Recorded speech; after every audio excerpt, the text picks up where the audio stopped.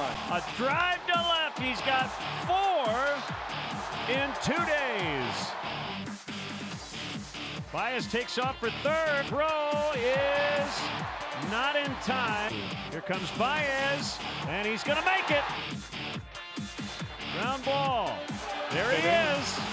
And it was a Javier Baez show for sure. What will El Mago have up his sleeve today?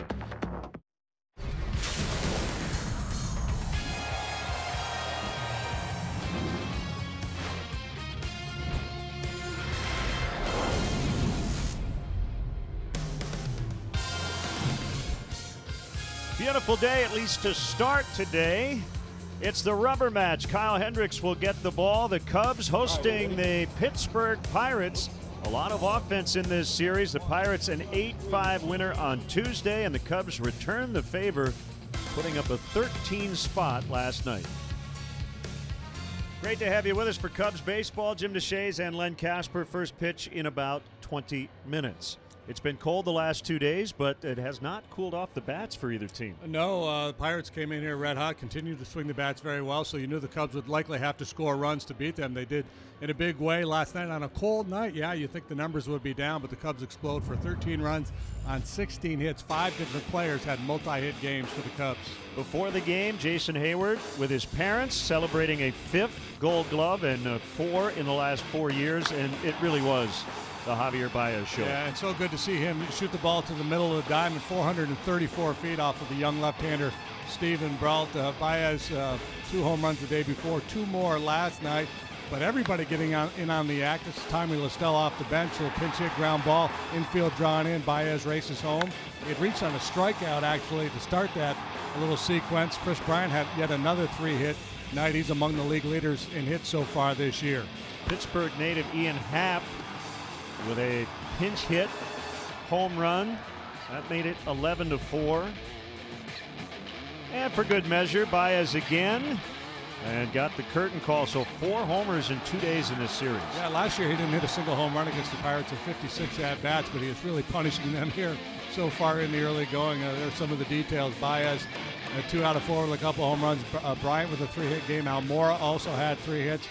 John Lester a little bit off his game last night and no decision. 5 innings for Big John. 10 extra base hits, by the way, among the 16. 7 doubles and 3 home runs for the Cubs. Wind is going to be blowing out to start this game today. We're hearing about a shift. It should cool off middle of the game. Kyle Hendricks will take the ball for the Cubs. Trevor Williams for the Pirates. Yeah, similar MOs for these guys. They pitch to contact, like to sink the ball.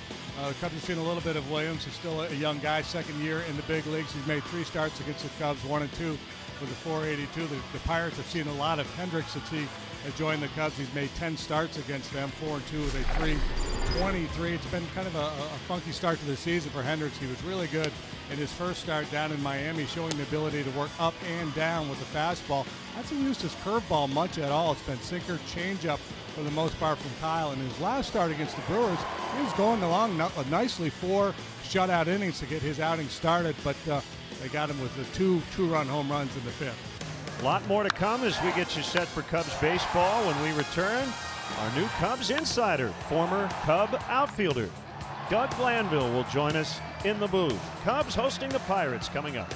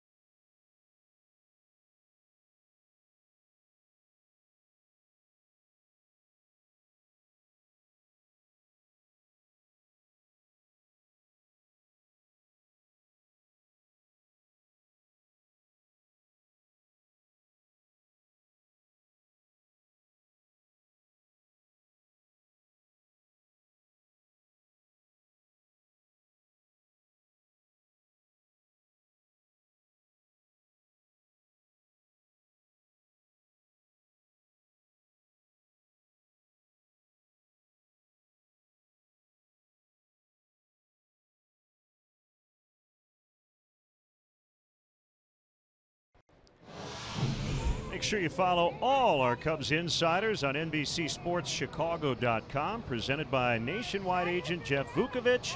Go to jeffvuk.com or follow him on social media. Nationwide is on your side. And a wonderful offseason acquisition. Doug Glanville, the former Cub outfielder, is back with us for our coverage of Cubs baseball. Not only our game coverage, but our baseball coverage outside the games, and he'll be writing a lot for the website as well. Doug, I'm sure it's great for you to be back here in Chicago. Well, you know, Len, it's been truly a homecoming. I mean, you know, you think back to a lot of years. I mean, 2 of my kids were born here in Chicago, but drafted by the Cubs in '91, debut in '96. And it's always been a lot of love here, you know, not only just on the media side as working, but just as a player. Even when I was with the Phillies, traded there, a lot of love from the bleacher crew too. So that's a sign of pure love right there, when the bleachers like you. We will reminisce a little more about your career with the Cubs as the season moves along, but it's all about Javier Baez this week. 4 home runs in the series. He's such an exciting player. What do you like the most about him as a baseball player? Well, he's a catalyst, but it's not just on one side of the ball. We're talking about offensively and defensively. His ability to generate energy and excitement and focus. I mean, we see the power, but this is not just on the pull side. He's going opposite field. He's spraying the ball around with authority, but we also know his base running instincts are second to none. Joe Madden talks about it time and time again, his ability to read plays, almost like he's 5 steps ahead of what's going to happen. And then the glove work. We know his ability to corral the ball in all different angles, and not only that, but pick the ball. He can scoop balls out of the ground. So if you're throwing to Baez, you're excited because you don't have to be perfect. He's going to find a way to turn a really difficult play into something routine and get that extra out. And offensively here the first couple of weeks, it's kind of been up or down for this club, and without Anthony Rizzo right now, numbers like that in this series the Cubs really need. Yeah, and that's the beauty of this team. You have a lot of young players that are able to contribute in different ways, and you certainly know defensively with Joe Madden's club, whether you're going to play left field, first base, right field, everybody seems ready to be able to contribute in different ways, and Baez kind of exemplifies that because he does it offensively, defensively, on the bases, and just the uplift, the energy that's required in this game over a long season. You look to a guy like Baez to always get you on target and really be appreciated the fact that you're out there together. All right, last quick thing before the anthem. It's a beautiful day right now, but we're hearing it could change. The wind's blowing out. It might be blowing in. It's just, as a player, you deal with it, right? Yeah, I mean, this is Wrigley. You know, you know how it works. The flags could change on you, and even the flags aren't going to always tell the whole story. You might be in the outfield, throw up some grass and see where it goes. But adjustments are part of Wrigley, whether it's the sun, dealing with the ivy, the bricks, all the factors. But you know, obviously a great place to play, though. And as you mentioned, you made your Cubs debut a couple of decades ago, and with decades? all the changes here, that I know you don't look it. Decades. But it's basically the same ballpark it's been for 100 years, isn't it? I mean, yes, even with the scoreboards and the change, it still blends in so well. I remember taking my wife here for the first time, and she says, oh, okay, I get it now. so that's Wrigley at its finest. All right, it's great to have you with us this year. Okay, Len, thanks to me. We'll hear more from Doug during the game today. Let's send it down to the field for our national anthem.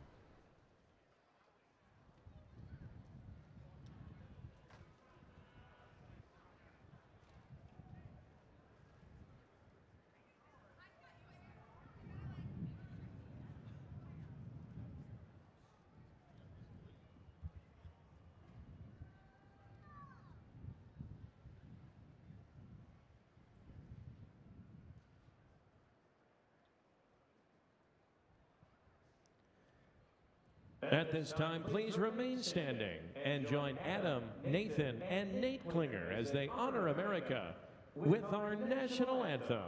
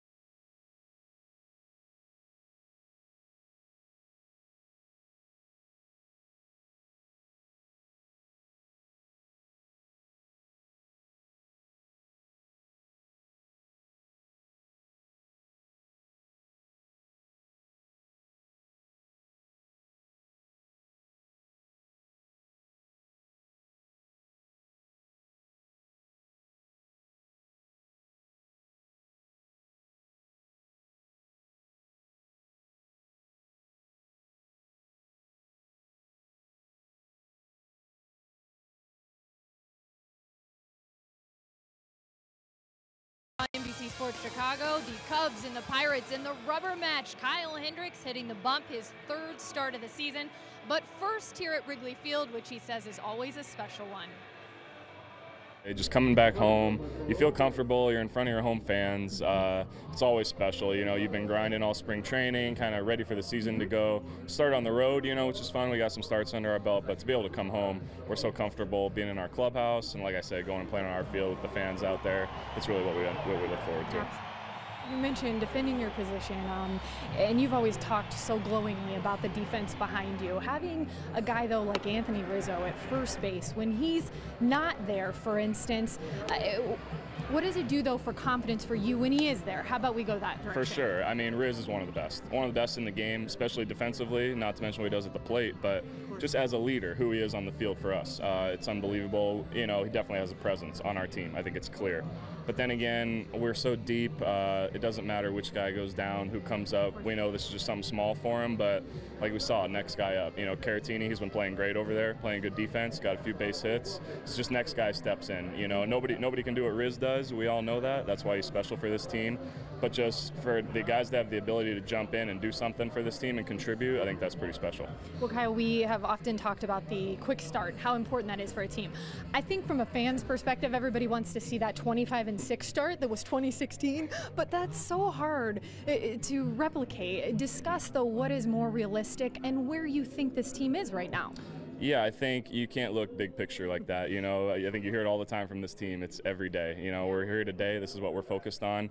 You guys saw in 2016. I mean, we even going through it. I mean, that was a special time, a special experience. And these are big league teams out here, big league ball players. They're coming. They're going to give us our best every time we go out on that field. So it's just going to be more of a grind. We're not expecting those results in any way. We're just here putting in the work, and if we put in the work, we know the result will come out on the field. Well, the professor has schooled team after team here at the Friendly Confines. Take a look at his career at Wrigley Field. 19-9, a 2.48 ERA, and he's going to go back to work here this afternoon against the Buccos. We've got the finale between the Cubs and the Pirates. Lynn and Jim DeShays with the call. All the action coming your way here on NBC Sports Chicago right after this.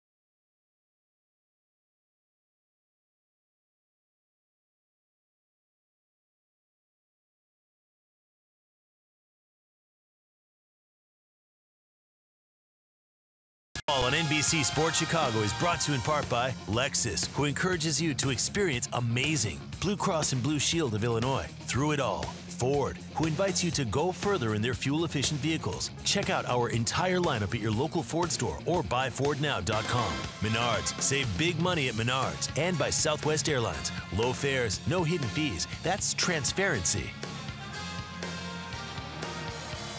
It is April 12th, and right now it feels like June 12th. And it could be February 12th in a couple of hours. We're not quite sure. But summer-like conditions as we get started today. The rubber match. Pirates took game 1, 8-5 in the Cubs home opener on Tuesday. And the Cubs returned the favor 13-5 last night. Kyle Hendricks will face this Pirates Southwest starting lineup. Adam Frazier gets his only start of the series. Polanco is in right. Marte in center. Josh Bell off to a very good start. He's at first. Corey Dickerson has hit in 6 in a row. Had 3 hits on Tuesday. Cervelli has had a couple of big hits in the series. Colin Moran, the new third baseman, ahead of Jordy Mercer, the shortstop. And Trevor Williams, the pitcher, will bat tonight. Cubs defensively this afternoon, you'll find Kyle Schwarber and lefty and Happen. Albert Almora Jr. continue to share time in center field. Jason Hayward picked up his 5th Gold Glove award yesterday before the ball game. Infield alignment of Bryant, Russell, Baez, and Zobrist. Ben making his 2nd start at first base this year, and Victor Caratini also making his 2nd start behind the plate. And our Lexus Experience amazing starting pitcher is Kyle Hendricks, looking for that first W through 2 starts. No wins, no losses, a 4.09 ERA. His last 6 starts against this Pirate club dating back to June of 2016. He's 4-1 with a 1.47 earned run average. That's Ramon De Jesus back of the plate. Phil Cuzzi is at first. The crew chief Tom Hallion is at second, and Chicago native Dan Bellino. We got a nice compliment from John Lester after the game last night. Is over at third today. What'd John say about Dan? He said he's very approachable. Remember last night they had a brief conversation, and I think the reason he went up to Dan Bellino is because he knew he could. It's good to be approachable. He's a people person. That's why he's in this business, because nobody ever gets mad at the umpires. Frazier to start it. Hendricks fires, and we're underway. Ball 1. Kyle's been very fastball reliant so far this year, throwing that pitch 77% of the time. He's rarely used his curveball, and that's a pitch he was monkeying around with a different grip in spring training. He really pitches to the game plan, so sometimes he'll put that curveball in the back pocket if the reports say, you're better off going sinker changeup against a certain club. His career earned run average under 3. Going into today, 74 degrees as we get started. Northwest wind at 14. That ball hit hard and foul out of play. Yeah, well, if you're at home right now, or wherever you are, throw open a window, enjoy this wonderful air before it cools off. What if you're in Anchorage? True. But the air would probably still be fresh. If you live in Anchorage, you don't mind. It's like 22 degrees right now. You're good with that.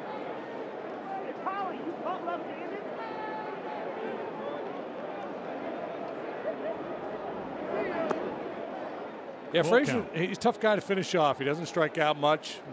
Good plate discipline. Doesn't really hit for a whole lot of power, but give you a tough AB. 40 degrees currently in Anchorage. Okay. Ground ball right to Bryant.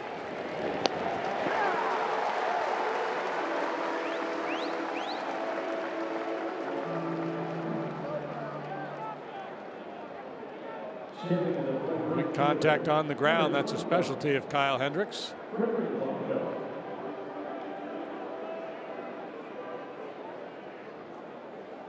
Hey, we got an early tweet from Christy. She said she just caught your baseball card. that you threw out Oh, good. of the booth. You know, we have to explain why you do that before the game. As Polanco takes ball 1, you just kind of flick a baseball card out the window and check the wind. And you've had him actually reach the field. Yes.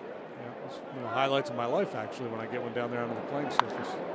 That one hit a bunch, and it's gone. Polanco with his 4th home run and his major league leading 14th RBI. And it's 1-0. That's his first hit of the series.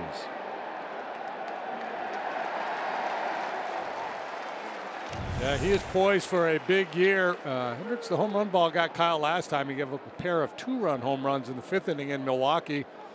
It's just atypical for Kyle to make a mistake out over the plate, belt high like that. Here's your 4th home run replay.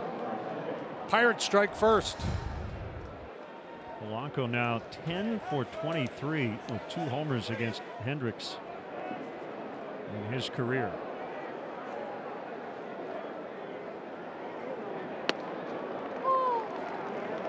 Strike called on Starling Marte.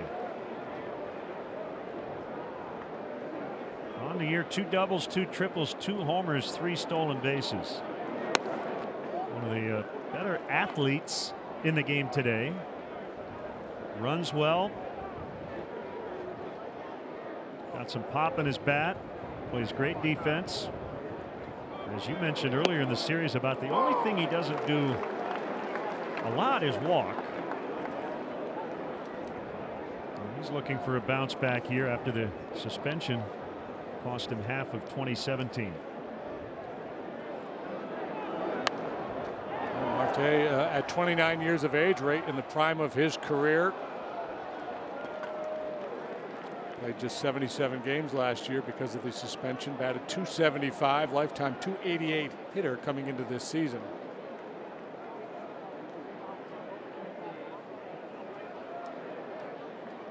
Hendricks with a 1-2, and Marte waves at strike 3.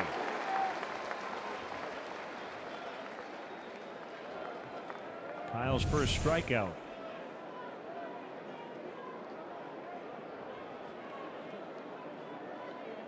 Up and cutting away from Marte. And a feeble swing. Very defensive with 2 strikes. Now the switch hitting Josh Bell. This is the only matinee. A limited schedule around baseball. Everything else will be under the lights. We are under the lights, technically, even though it's about 1:26 here in Chicago.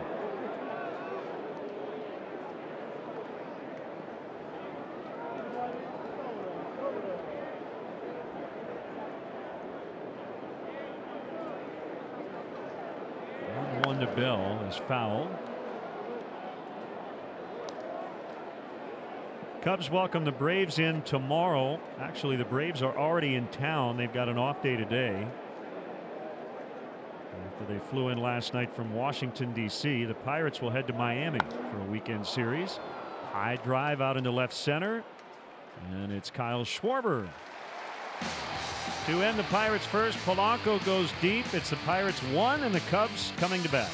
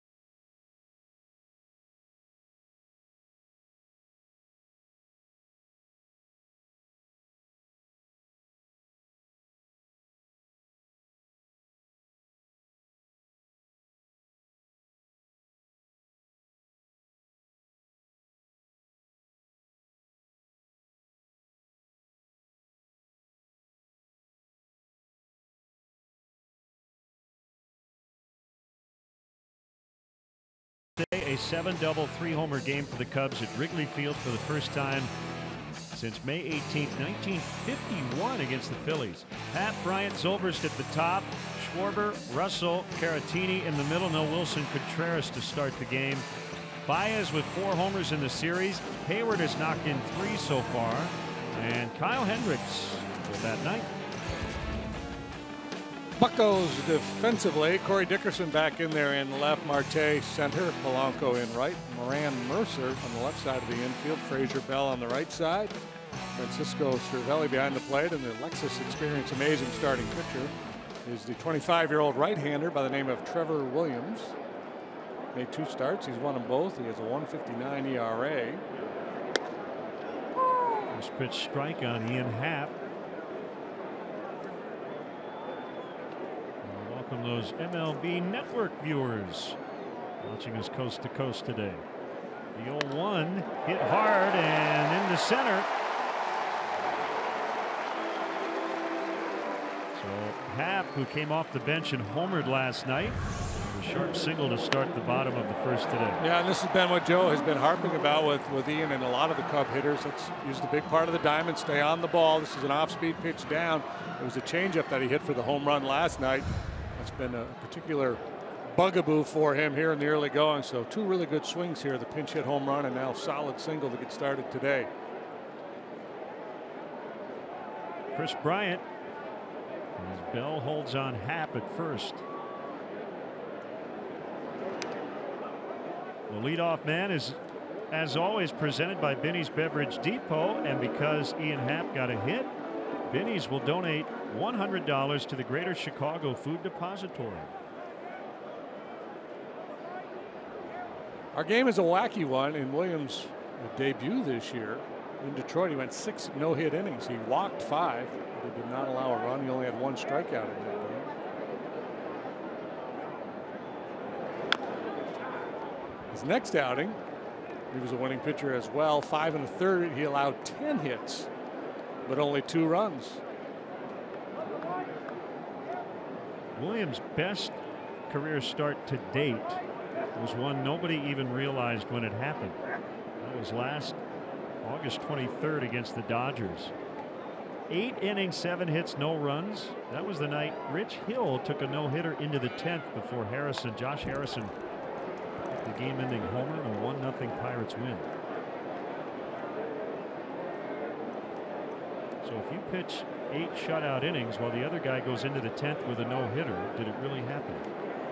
It's kind of like the Shane Reynolds effort against Kerry Wood in the Kerry Wood game when Kerry struck out 20. Reynolds was brilliant that day, but nobody remembers. Nobody really except for talks Shane. about Shane.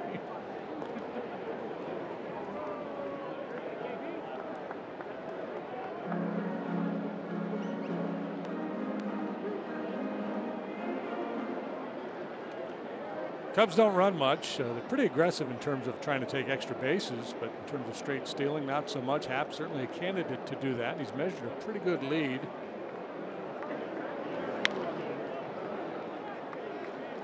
Venable will be down there with the stopwatch, checking Williams' times to home plate. By the way, for Ian Happ, that is his 2nd hit, leading off a ball game. The first one was the first pitch of the season. So he is now 2 for 6 with a homer and a walk, leading off the first inning. Still 2 strikes to Bryant. Time and time again, we see Bryant work his way back after being down in the count. Obviously, pitchers are going to be very careful with Bryant. He doesn't panic with 2 strikes.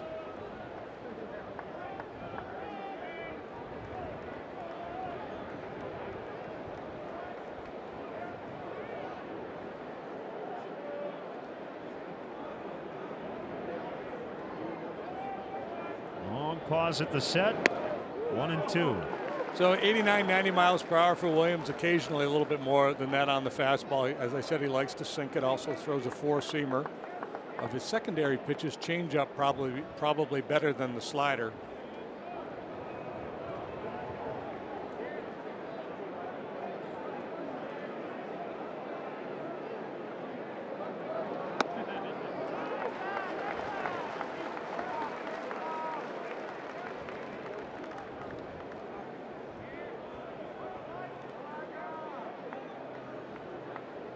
I really think Bryant is one of those guys, you know, the elite hitters in the game. When you get him down a couple strikes, probably should stay on the attack.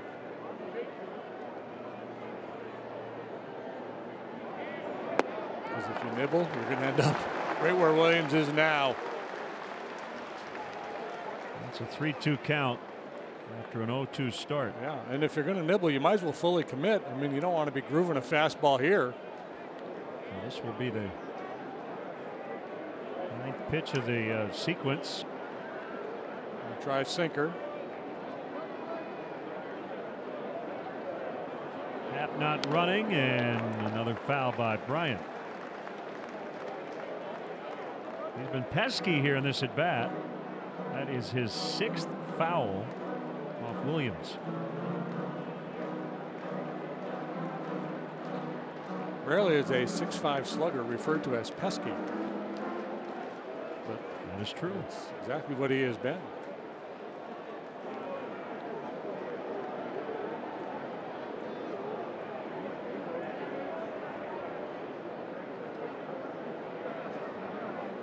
This time Happ runs, and it's ball 4. So first and second, and Williams is incredulous. Oh, yeah, so Francis Cervelli popped up. It was a good looking pitch. Clint Hurdle now out of the dugout.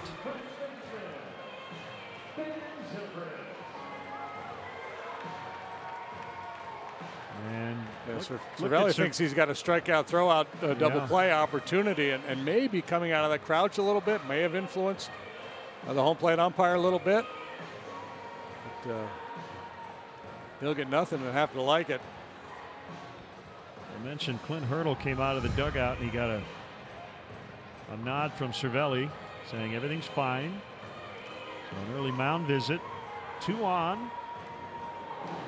With nobody out for Ben Zobrist, who is nearing a few milestones. 1 hit away from 1,400, 2 RBIs from 700, and 4 runs away from 800 in his career. He had a big game last night. Started a 4-run rally in the 2nd inning with a bunt single down the 3rd baseline.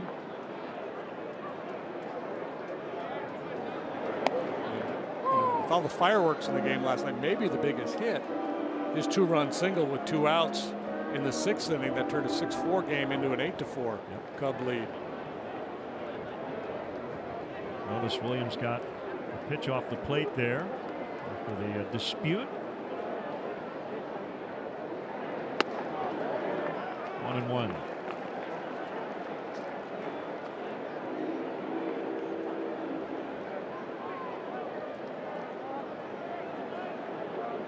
Pirates at 8-3, 2-game lead over the Cubs and the Brewers.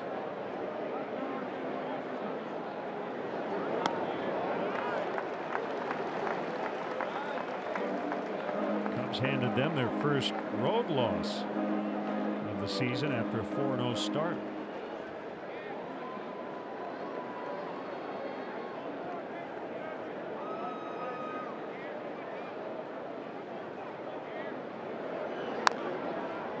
Foul.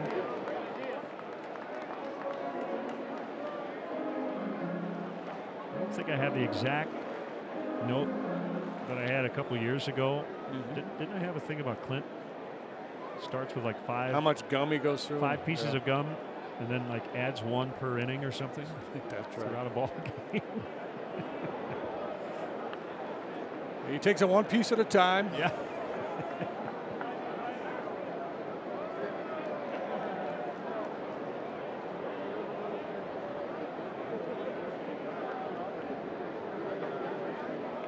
Making Williams labor in the 1st inning. That is foul. Got out around that fastball. As I mentioned, Williams, a good ground ball pitcher. 48% of balls in play last year against him were on the ground, and even higher than that with his fastball.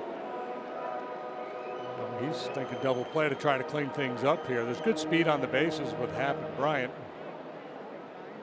Because Zobrist is left-handed, well, switch hitter, but batting left-handed obviously here, and he pulls the ball a lot. They've got Bell playing behind Bryant at first. That gives Chris a bit of an advantage looking to upend a would-be double play.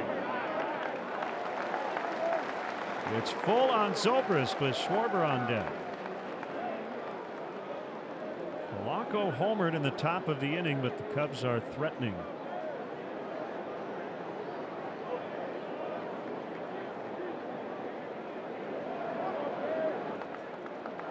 Well, so it's interesting, right? Nobody out. Managers are always afraid of the dreaded line drive triple play in this situation, but you could make a really strong case for moving the runners here with the ground ball tendencies of Williams and Zobrist's ability to put the ball in play. Not going, and we will try it again. Williams is from San Diego. He went to Arizona State. Second round pick of the Marlins in 2013, traded to the Pirates October of 15. And debuted at the big league level in 2016. High fly center field. Happ's going to tag, probably not deep enough, and Ian will have to hold as Marte makes the grab. One out.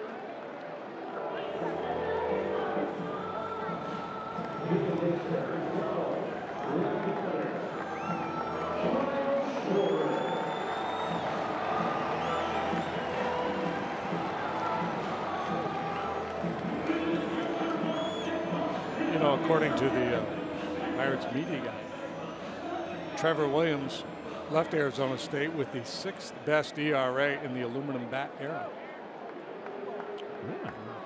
Yeah, I didn't know they kind of made that delineation.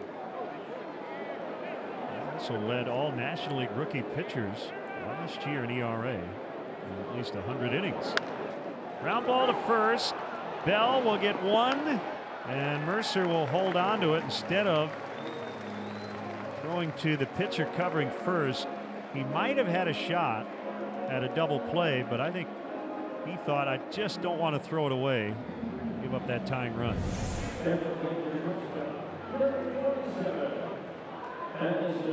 We talk about the rhythm of a play, and I think Mercer just felt like there wasn't much to turn to.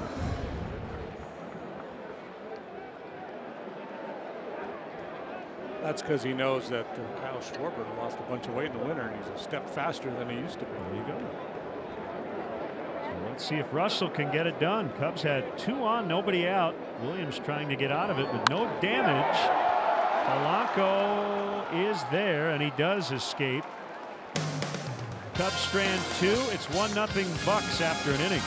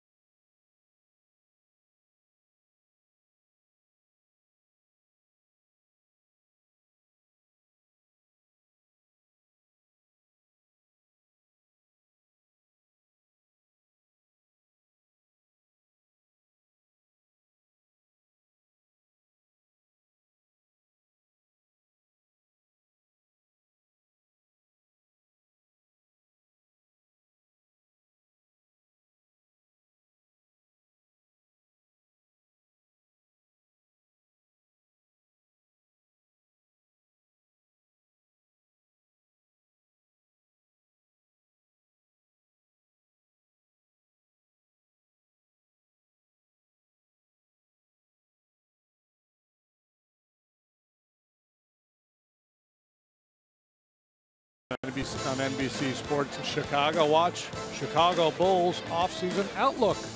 presented by Sprint. Join Mark Chanowski, Kendall Gill, Will Perdue, and Vincent Goodwill as they break down the summer ahead. Plus, talk with Bulls VP John Paxson.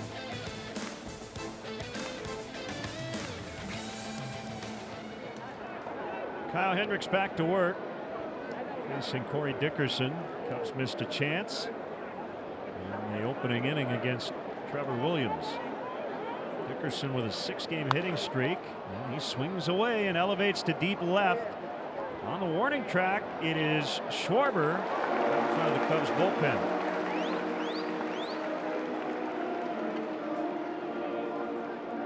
Everybody is in. Rizzo, Brian, Javi, Kyle, and the rest of the boys are getting ready for another shot at October Glory. Be a part of it all season long here at Wrigley Field. Tickets are still available for the Cubs weekend series against the Braves starting tomorrow. First of 3 matinees. Get your tickets now at Cubs.com.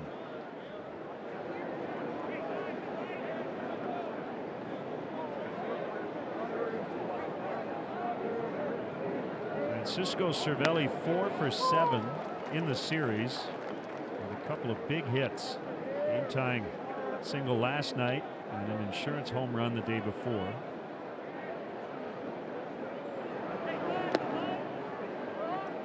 There's a good curveball. Cervelli has been clutchy against the Cubs. He's a Pirate. Tumbler. Yeah, good tight one there too. And as I mentioned last inning, he has not been throwing his curveball much at all here through his first couple of starts. Cervelli's 1 out of 13 in his career against Kyle.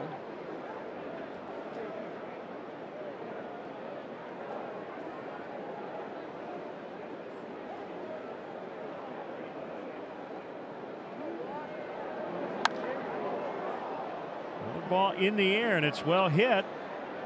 Happ leaps, he can't make the play. Cervelli on his way to second base. He's going to try for a triple and he's going to make it. Standing no less. Yeah, well, that ball was slicing away from Happ and the wind is helping in that direction. The ball to left not so much, but to right field definitely aid those high fly balls.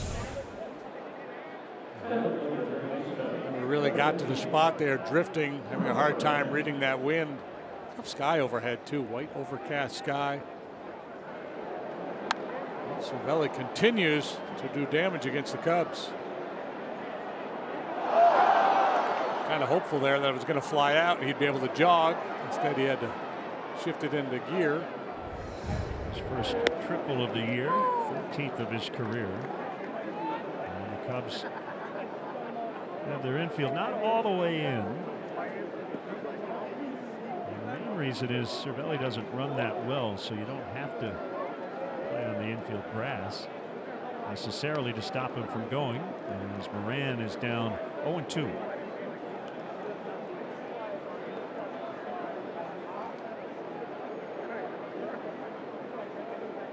Pirates off to this excellent start, and they have scored a ton of runs.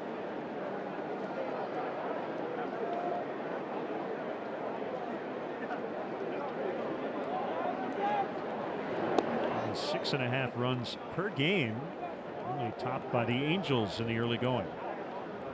Here's a StatCast look at the sac fly opportunity for Moran. Deep he has to get it into the outfield. You hit it in there, you need a lob wedge to get to the green. Knocked down by Caratini. Hendricks thinking punch out here. Moran not biting at that changeup. I talked to Joe Madden earlier today about Caratini's work behind the plate, and Joe's duly impressed. He doesn't throw like Contreras, but the rest of his game back there is solid. A chance to get his bat in the lineup quite a bit here lately with Anthony Rizzo on the DL. Second start back of the plate for Contreras. Swing and a miss. That's a big strikeout for Kyle. 2 down.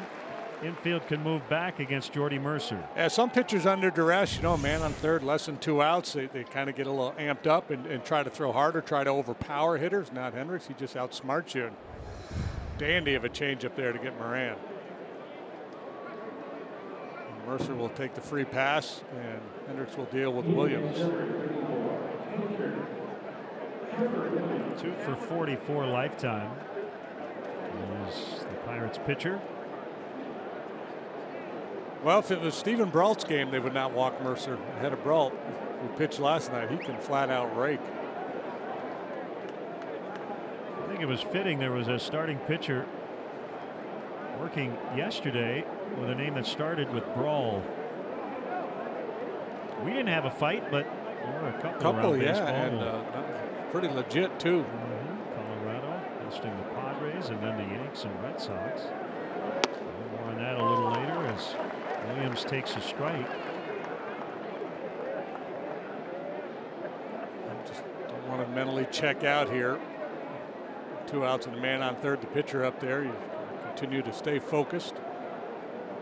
Outfield plays tight. He's much more likely to dump one in front of you than he is to hit it over your head.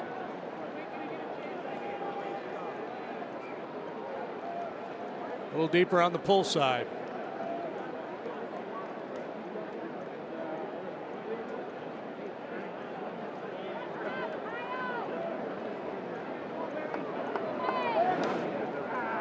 One and two.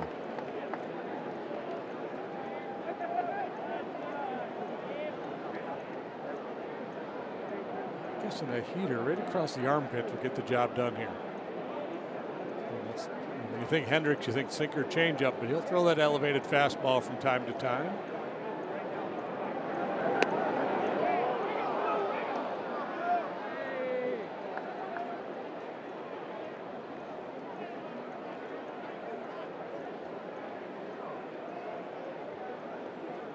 See a Pirate pitcher wearing the number 34 with tattoos all over his arms. I think A.J. Burnett.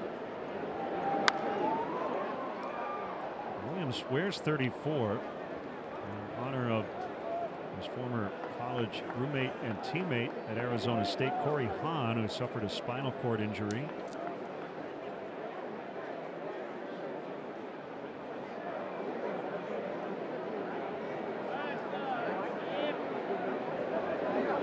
Swing and a miss. So Hendricks gets out of it. Pirates strand a couple. They lead 1-0 early.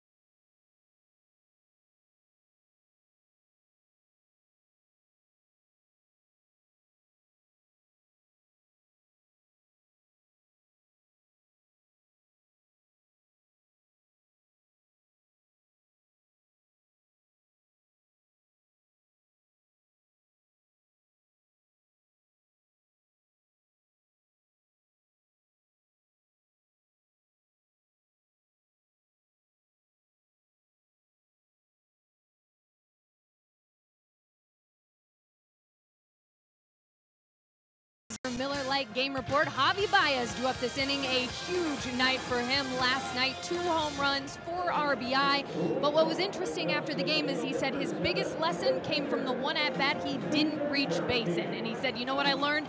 How ugly I look when I toss my bat up super high. I don't run out to first like I should. And that's not the kind of role model I want to be. Now, Javi did go on to say one of his teammates, whom he didn't mention by name, but said he came up to him and said, you know, that's just not what you want to look like. That's just not how we do things here. And Joe Maddon saying this morning, a lot of self-policing always going on within this group. But Lynn, I know that Clint Hurdle, the manager of the Pirates, also had some interesting comments just about the respect for the game, maybe by some of these younger players who are still learning how to do things, right? Yeah, really interesting piece by Robert Temple, covers the Pirates for The Athletic. And Clint Hurdle talked about his own clubhouse, and also, I assume, didn't know that Javi said one of his teammates said something to him, but he theorized that somebody probably would. And yeah, I think it's really fascinating that he brought it up without anybody really asking about it after that big performance. Yeah, good for him. And the play in question is he hit a pop-up or lazy fly ball, and he took his bat and just kind of flung it up in the air, really birded it. And that generally will draw some consternation from the other dugout. It's considered a sign of disrespect, as if this game's really easy and I've got no business popping up like that. And so that normally guys would start screaming at you from the other dugout. You know, much ado about nothing for the most part, but it was good of Javi to be proactive in responding to that.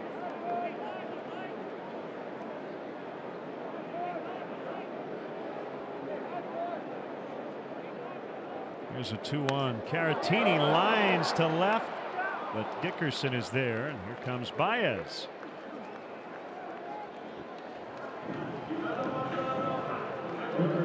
Second baseman, Javier Baez.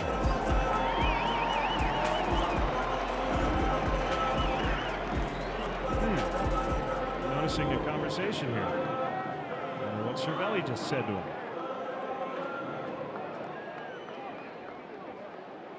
I have a feeling it's related to what we just talked about. Yeah, maybe.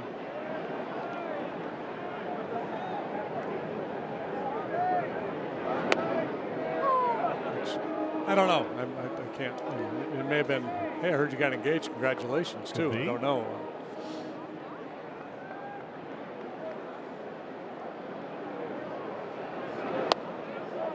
Because if it is related to what we just talked about, that's not his place.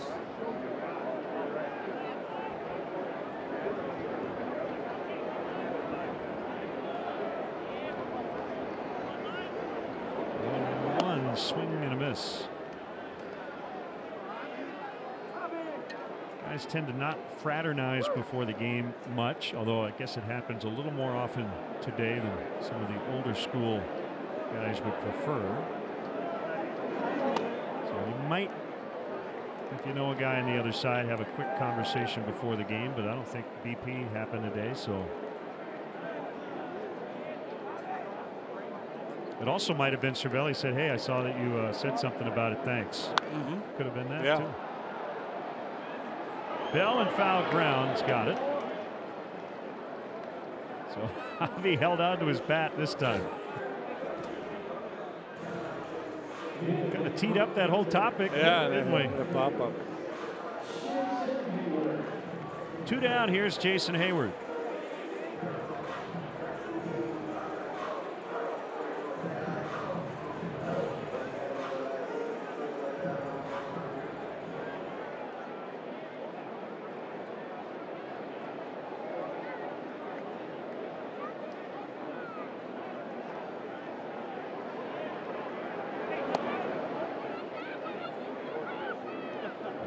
Strikes on Jason.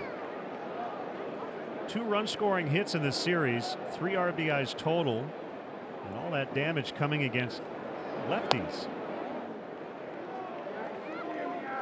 And it's kind of like the opposite field hits, as you say. It's not fundamentally better. I mean, a run-scoring hit's a run-scoring hit, but When it comes against a left-hander and you are a left-handed batter, you make a note of it. Yeah, especially the one in game 1 of the series against Felipe Vasquez, their nasty left-handed closer. It's most impressive.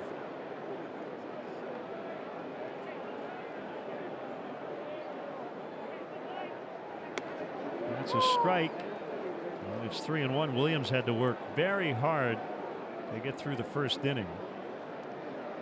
Trying to go 1-2-3 here in the second.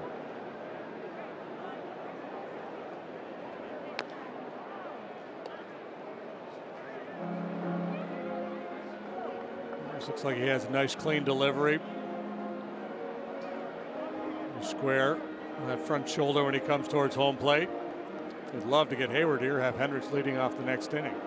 One other thing I wanted to mention about the Baez-Cervelli conversation is Javi may have started it. He may have said, hey man, just hope you know, shouldn't have done it. Get out of here. Soft liner right to Polanco. And we'll go to the third inning. It's 1-0 Pirates.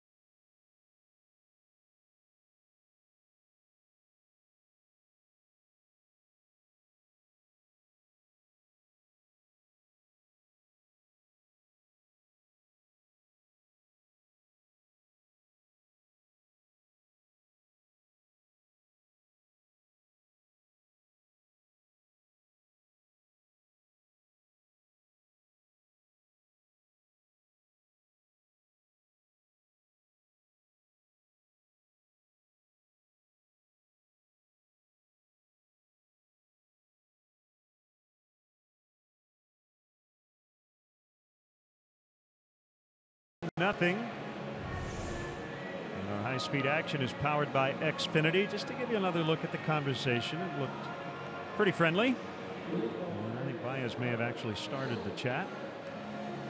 And that's good to see.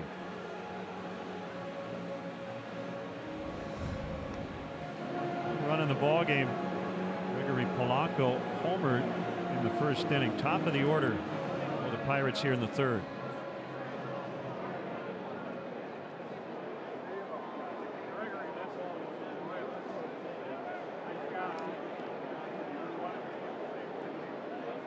Frazier, Polanco, and Marte.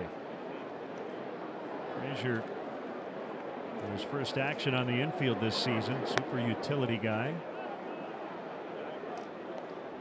I'm always leery of these notes, but I'll mention it anyway. He's a career .353 hitter in day games.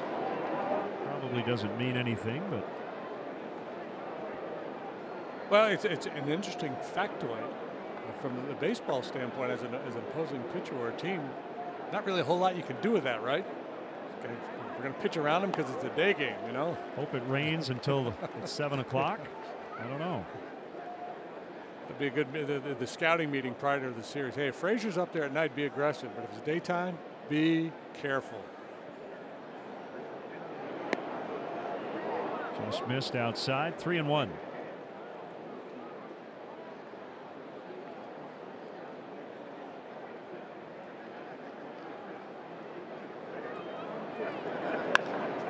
Line shot and a base hit. That's his game right there. And really, the Pirate hitters have done that a lot in this series, just letting the ball get deep, shooting it the other way. That's why they're hitting for such a high average after this great start offensively. This is a team that finished 13th in the league in runs scored last year, 14th out of the 15 National League clubs in batting average at 244, but really been swinging it well here in the early going. This has been one of the rare warm days on the Pirates schedule here the first 2 weeks. So the weather has not cooled them off. Strike called to Polanco. It took Hendricks deep in the first.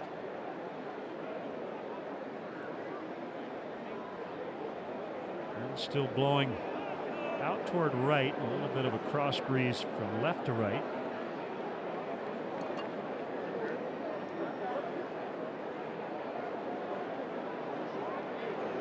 Frazier dives back in safely. And yes, down goes Frazier back to the bat. Yeah, at least once a series. Drop it down goes Frazier. 9 steals last year for Frazier. He was caught 5 times. 0-2 on Polanco.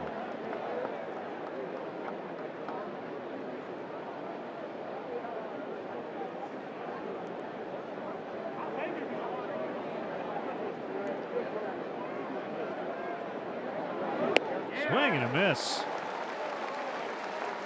Made him look silly on the changeup.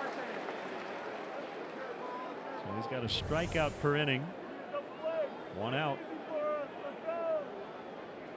Comes that styrofoam cup that never seems to get there.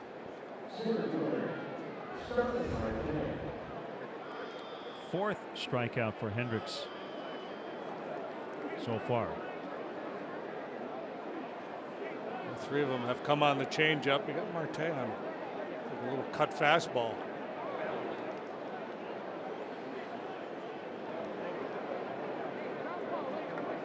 Joe likes pairing Caratini with Hendricks because Kyle's so good at controlling the running game. He's got one of the better pickoff moves in the league.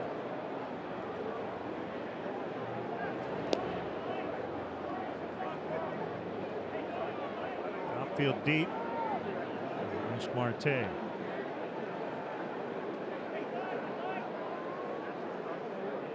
Couple of Gold Gloves as a left fielder. He's now in center. And that is a strike.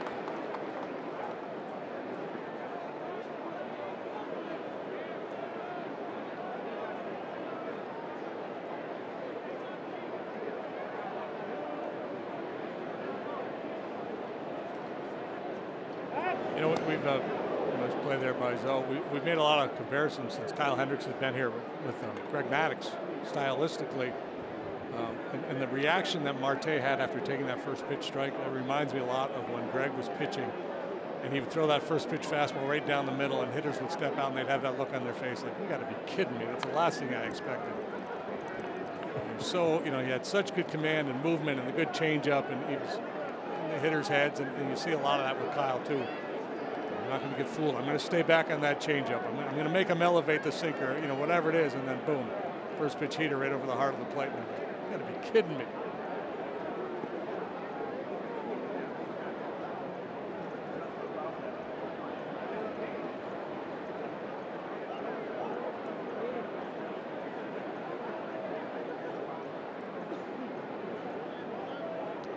Marte's got to guard against a lot here. Typically it's fastball and then react to everything else, but he just watched Polanco flail at a changeup. There's a changeup and it's golfed in his shallow left. Schwarber leaves his feet, makes the grab. Nicely done. Frazier back to first, 2 outs. Just a soft little floater out there in the shallow left field, and Kyle comes in and makes a fine play.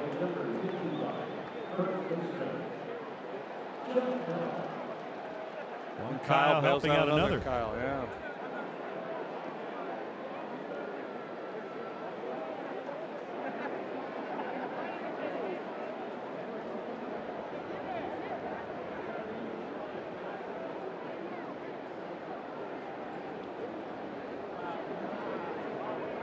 is 0 for 1.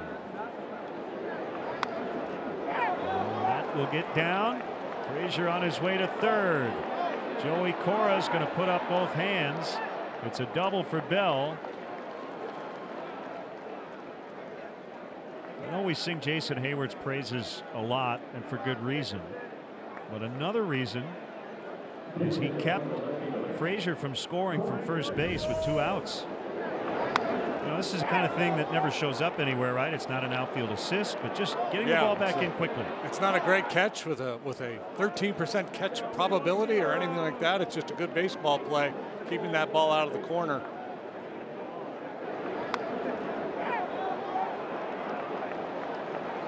Generally, guys who run pretty well are going to try to score on that play with 2 outs. Well, there's 2 big arms there. Hayward's arm and then Baez. Plus arm for a second baseman. He's got a big arm no matter where you put him on the field. But a lot of times you can take advantage. A lot of times second basemen are moved over to that side of the diamond because they don't have enough arm to play on the left side. So a third base coach, knowing that, would be aggressive against a number of second basemen because they just don't have that kind of a throwing arm.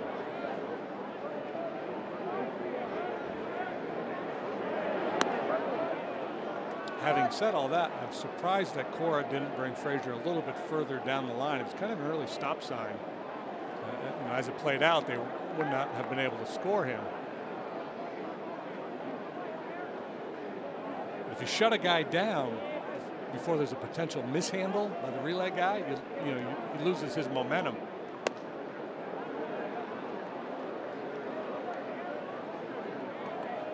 Three 3-0 on Dickerson.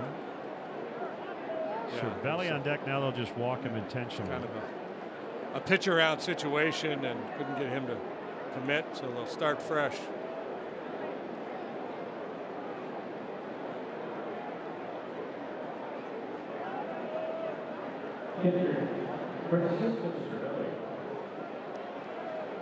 Cervelli, a 1-out triple in the second. He ultimately was stranded there.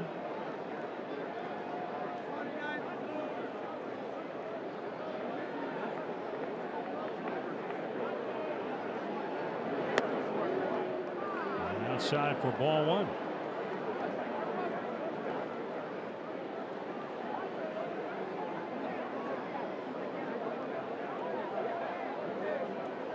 Pirates played the Cubs tough last year. Cubs won the season series 10-9. And 3 of 19 here in 2018.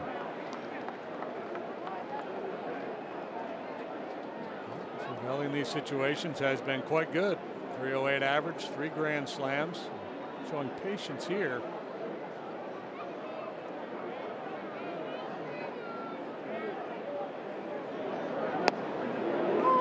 Needed that. 2-1.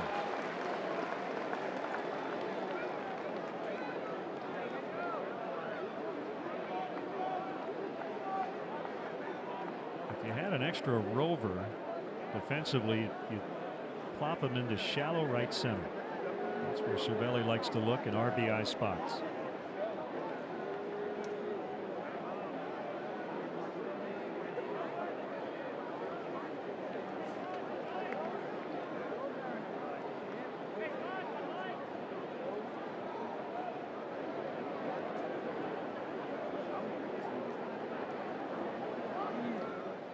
Caratini will meet up with Hendricks. This will be the Cubs' first mound visit.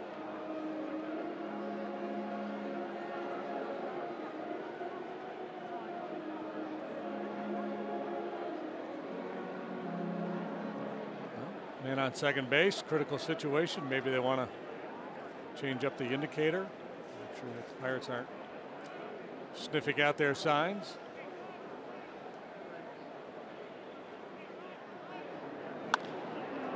Ground is charged by Russell. Baez at the bag, and they leave him loaded. 5 stranded the last 2 innings. Again, another little subtle, consistent defensive play. No bobble, no issue by Hayward, keeping the Pirates off the board. 1-0 Pittsburgh.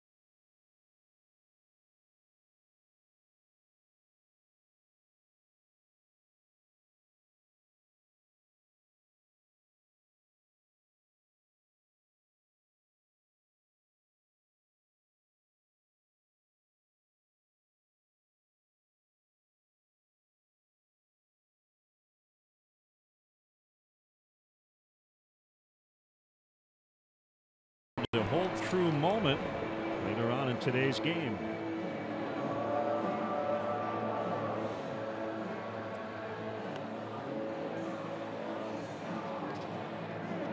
Hey, this Sunday, the 15th, Cubs and the Braves will play. First pitch will happen at 1:20.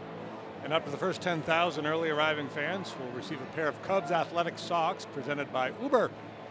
After the game, the first 1,000 kids 13 and younger will have the opportunity to run the bases, weather permitting. For tickets, visit Cubs.com. Quality baby in the house. Yeah, and a reminder, get your taxes done. Tax day's what, probably Monday? Probably, yeah. 17th, so Tuesday. Okay. Didn't mean to bum you out, JD. So you don't really have to do that, right? It's just a suggestion. No, I think you have to do it.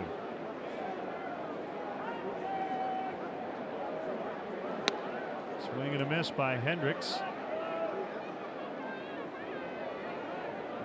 The wind is starting to shift and it's blowing hard.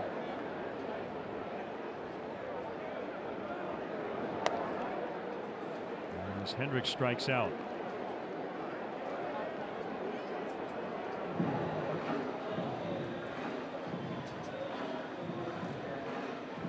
Xfinity X1 customers say, show me the Chicago Cubs into your X1 voice remote and get live team stats on your TV. Change the way you experience TV with Xfinity X1. Show me the beast.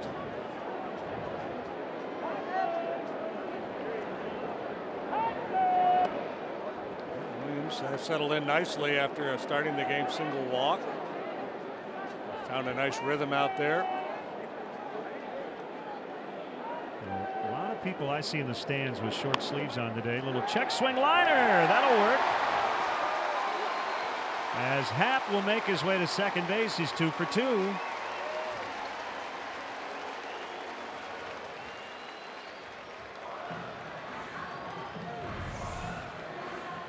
First time up the middle. This time he didn't necessarily go the other way. It just went the other way, trying to check his swing. A little excuse me double. That'll help you sleep at night. I don't know if the temperature has changed, but the real feel, it's about 8 to 10 degrees colder than it was about 2 minutes ago because the wind has changed direction. Illustrated thusly. Smart man. It's a game of adjustments.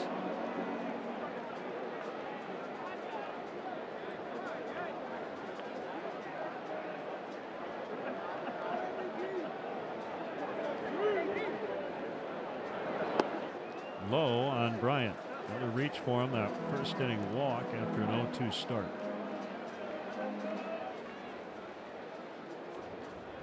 He's been on base in 11 of 12 now. Among the league leaders in hits and batting average.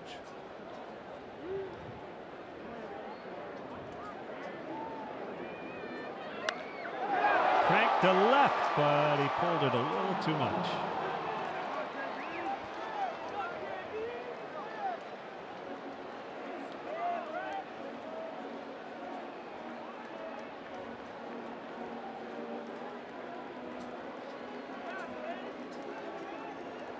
Nothing better than getting a foul ball in a big league game.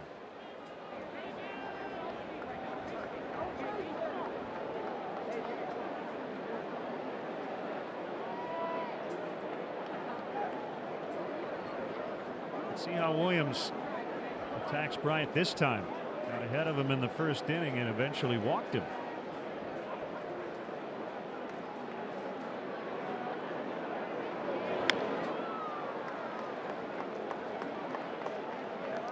Yeah, and there may be a little bit of that in the game planning with the Pirates with Anthony Rizzo on the disabled list. I mean, you're always going to be cautious with Chris Bryant, but with no Rizzo in the lineup, maybe even more so.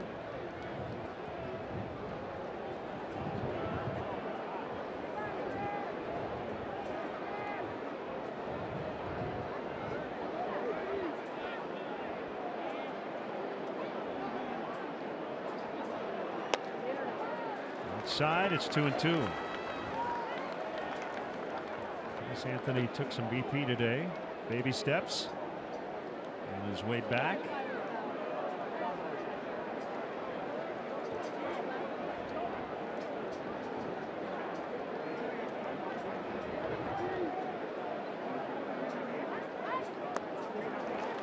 It's interesting what Williams just did there with Happ on second base. He didn't even look back at him.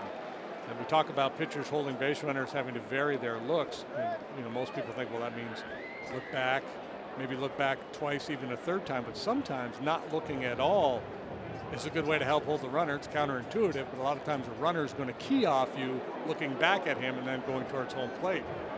So if he's out there waiting for you to look at him and you never do, he's not going to get a jump.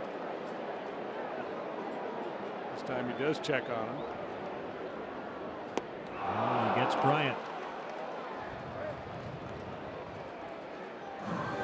Second strikeout of the inning for Williams, and it leaves things up to Zobrist. A little split finger changeup.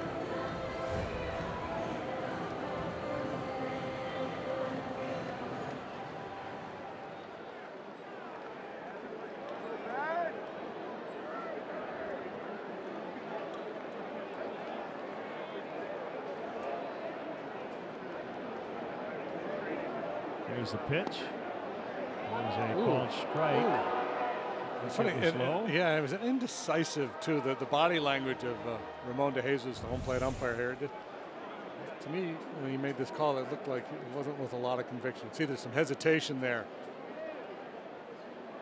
It's like the SAT. Trust your first instinct. His first instinct was ball. Called to right and foul. What Crash Davis say? Don't think you'll hurt the ball club. That's right.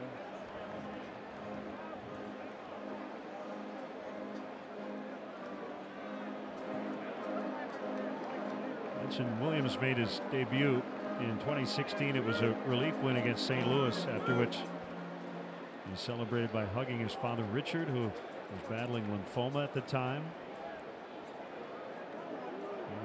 Richard ended up making a miraculous recovery. His dad is from Chicago, grew up a huge Cubs fan. And the story goes, Richard skipped school to see Ernie Banks hit his 500th home run. And there is another connection to the Cubs with Trevor Williams. This past December, he got a personalized note and a signed ukulele songbook from our buddy Eddie Vedder. Williams grew up a huge Pearl Jam fan.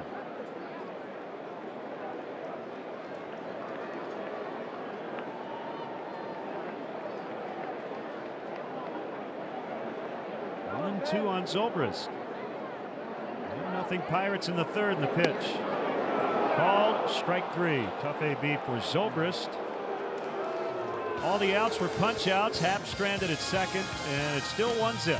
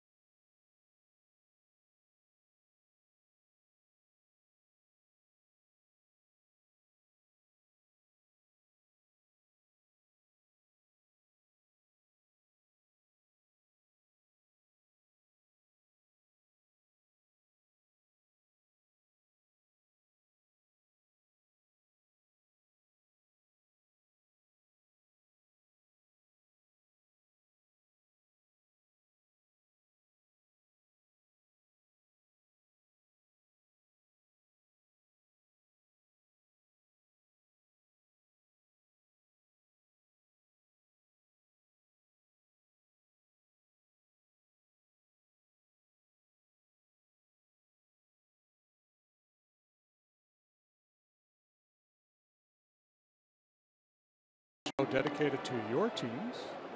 Baseball night in Chicago. Join Scott Pasednik, Doug Glanville, Layla Rahimi tonight at 6:30 on NBC Sports Chicago. An all-star cast. Hello, little man. Good thing you brought your sweater. I was going to ask you how long it would be before you put on a jacket. Yeah, it was interesting. I was watching the patrons down below, and everybody was standing up, throwing on another layer. It's like the end of church when everybody's getting ready to head outside. Fourth inning. 1-0 on Colin Moran, acquired from the Astros in the Garrett Cole deal. A lot of balls in the air for the Pirates here today. That's an out. Let's see. Hendricks has only gotten a couple of outs on the ground. Yeah, and his last outing was more in the air than on the ground, which is not typical. But you know, his changeup, you know, guys get out in front of it, you get some lazy fly balls on that change.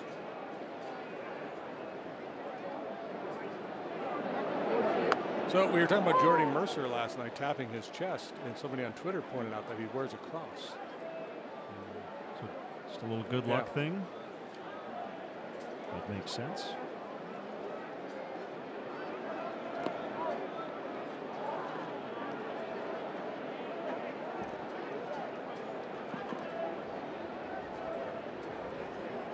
Joe Madden just got a jacket from Danny Mueller down in the Cubs dugout. So even down in the field they can feel it.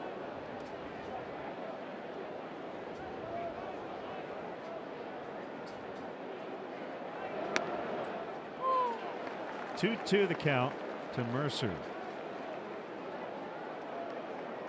Yeah, I would continue to negotiate and lobby with Ramon DeJesus, the home plate umpire here, if I were Caratini. Just try to work off the edge and down below the knees. Down to a knee is Baez.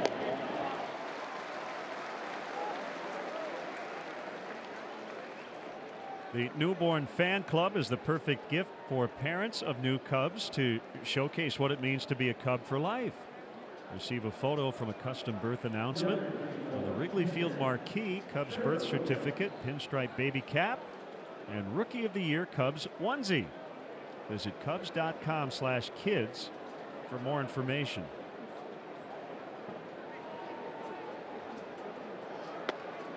I believe this is, this is for young people, right? This is for toddlers, for babies. Yeah. But as I'm reading this, and they've had the Newborn Fan Club for a few years. It's great. I was wondering, if you married into a Cubs family, could you join the Newborn Fan Club? You might have to ask for an extra large hat. You could be an adopted newborn, yeah. Because we're all kids at heart. That is a 1-2-3, the first one for Hendricks today. Cubs bat in the fourth, trailing 1-0.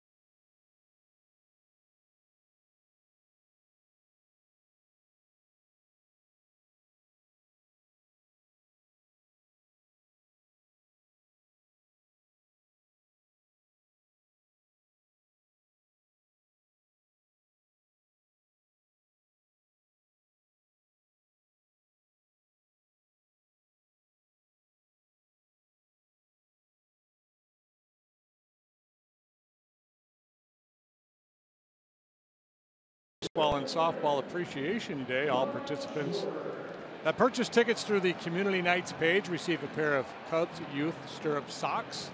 For more information and to purchase tickets, visit cubs.com/communitynights. I'd like to welcome all our viewers watching and streaming the Cubs game on NBC Sports Chicago on RCN. Those watching on MLB Network and around the world on the American Forces Network as well. Thank you for all you do. Wind blowing straight in. We started with a wind blowing out toward right, 74 degrees at first pitch. It has dropped considerably as Kyle Schwarber will lead things off. Yeah, that Moran fly ball to lead off the top half of the 4th inning. Had it been hit earlier, who knows? Might have been good enough.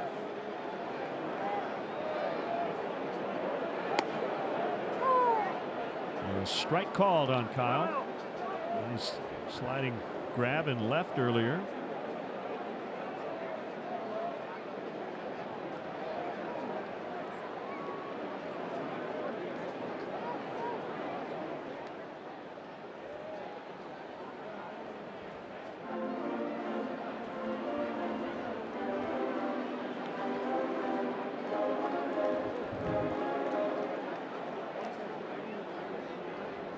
Situation here where it might really pay off for Kyle to think left central. The wind blowing in and 3 guys on the right side of the infield.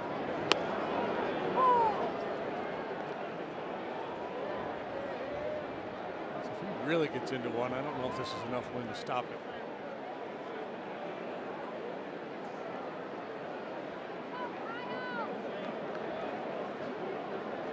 Line in the 0-2 is in too tight.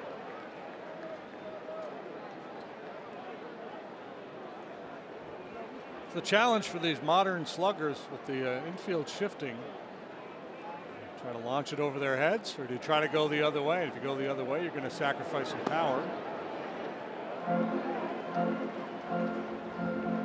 Maybe you let the opposing pitcher and the count and the game situation dictate your thinking.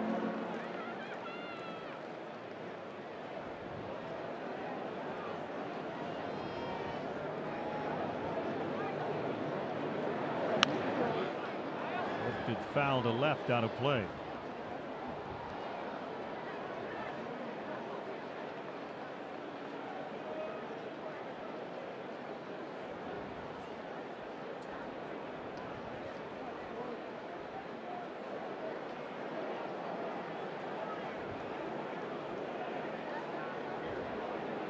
Another 2-2. Another foul.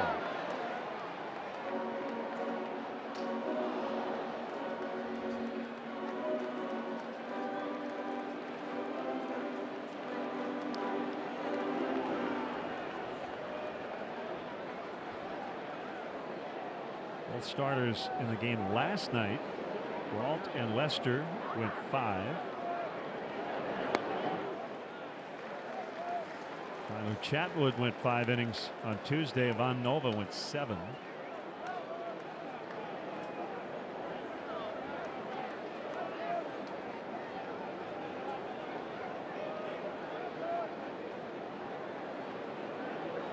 Hands over his head and a 3-2. There's a drive to right. Wind's not going to hold it.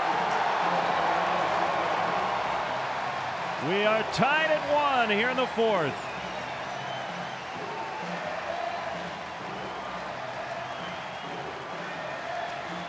Yeah, so it's really got to be blowing in awfully hard to keep Schwarber in the yard when he gets into one. That's home run number 3 for Kyle. Early projections have that one at 404 feet. 2 precincts have not reported yet. Good at bat, huh? Ford home run replay. Yeah, you called it again. Battle. 2-seamer with run but not sink. Part of the reason he was able to hit it out was he didn't hit it really high, kind of kept it below the rooftops. 1-1 on Russell.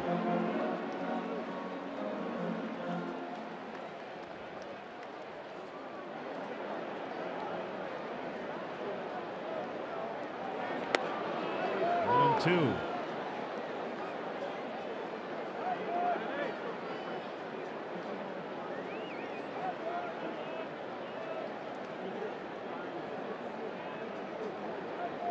I think you've called every Kyle Schwarber home run one way or another, right? Some with more conviction than others. At least prescribed how he could do it with the wind blowing in. Statcast look. Russell strikes out. Yeah, you were mentioning Broughton Lester, and I got thinking about John's outing last night. One of the downsides for the modern starting pitcher, I think, less is asked of them, which may or may not be a good thing from their point of view. But he went 5 innings, allowed 7 hits, 4 runs, gave up a 3-run homer in the second inning. Back in the day, right, when guys could throw 125 pitches in a game and sometimes 130, you could turn that into a 7 2/3, gave up 4 outing and feel really good about it. That opportunity doesn't exist in the game today. You give up some early noise, you have very little chance of salvaging anything, just in terms of feeling really good about your outing. It's a great point. Yeah, if you go 7+ these days, you probably are giving up 2 runs. Yeah, you've been more of a dominant type performance as opposed to just kind of hang in there, give it up early, but battle, keep your team in the game, and get into the later innings.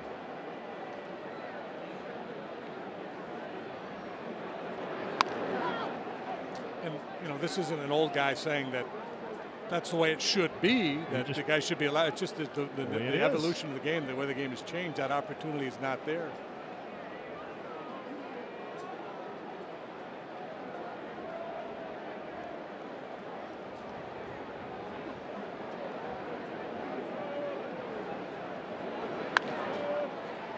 Ball to the second baseman, Frazier. 2 outs.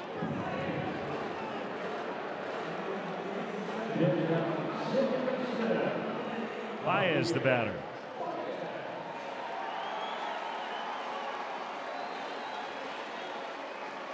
I was talking with Jim Hickey before the game about how invaluable it is to have a guy like Eddie Butler who could go multiple innings and who has shown he can go back-to-back days.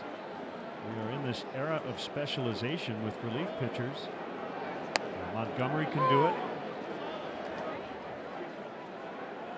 So if you want to call him a long man, whatever, taking those 6 outs in a blowout win last night helps everybody out.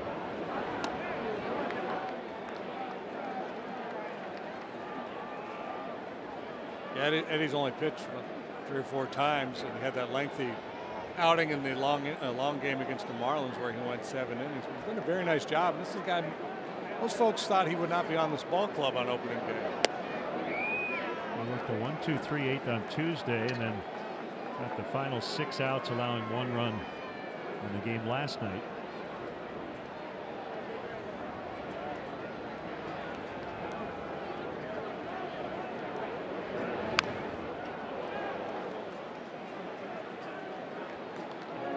Faded in from Williams. I think that's where he wanted to go with that one, but he got away with it.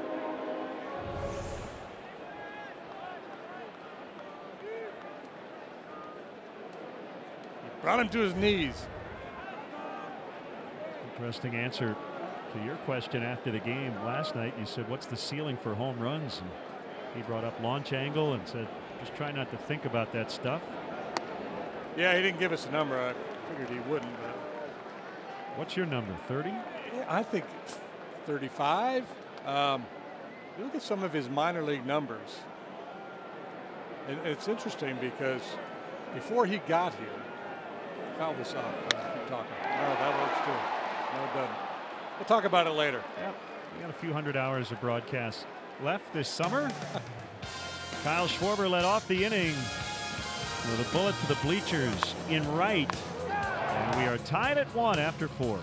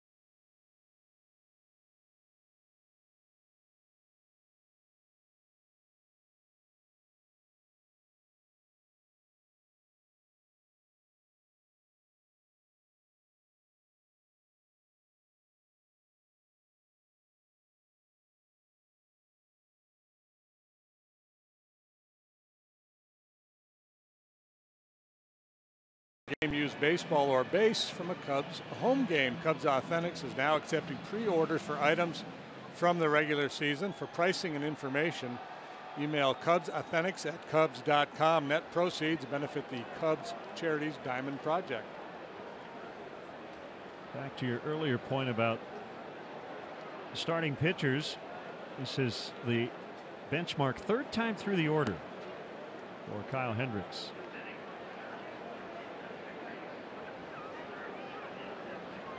It's not so much about innings for a lot of teams. It's about the exposure to hitters.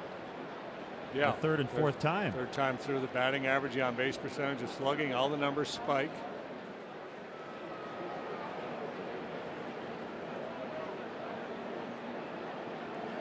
There's a 2-0 pitch. Missed again. Cubs media relations chief Peter Chase just announced that the current temperature, and it was 74 at 1:20, about an hour and 25 minutes later, is 57.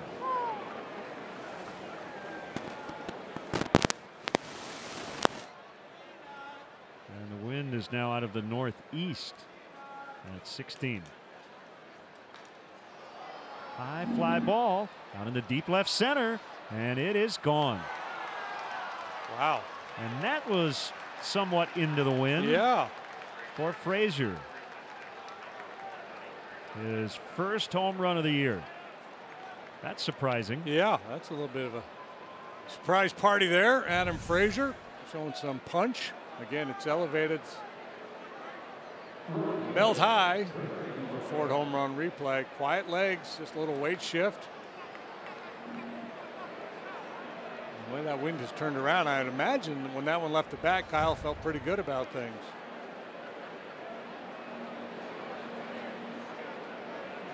Polanco went deep in the first, so 3 runs in the ball game, all home runs.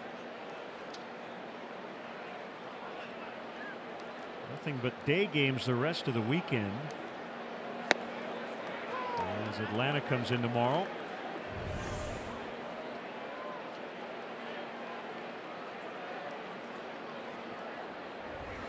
Perplexed. Will bang that one off the shin guard of Caratini. Braves have been scoring a lot of runs early this season as well. They will go into tomorrow's series here 7-5. Surprise team in the National League East, the Mets. They've won 8 in a row and they're 10-1.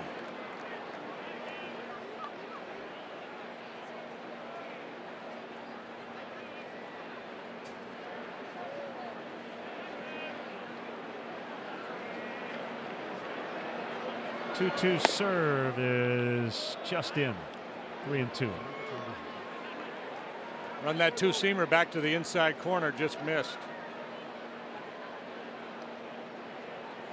Can't sell out on a heater here if you're Polanco. Well, maybe he did. He shouldn't have. He got the changeup and got beat by it again. That's what he got Polanco with last time.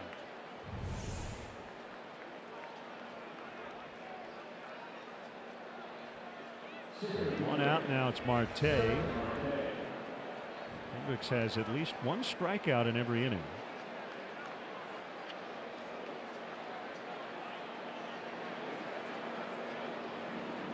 He pops it up. Russell makes the play. Some injury notes from around baseball. We mentioned the Mets.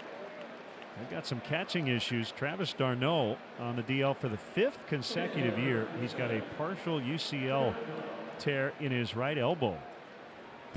Kevin Plawecki hit on the left hand and had to leave the game last night against Miami.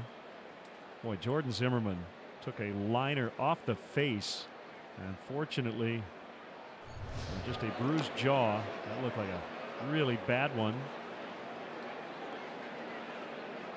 Elvis Andrus broke his right elbow, hit by a pitch on Wednesday night.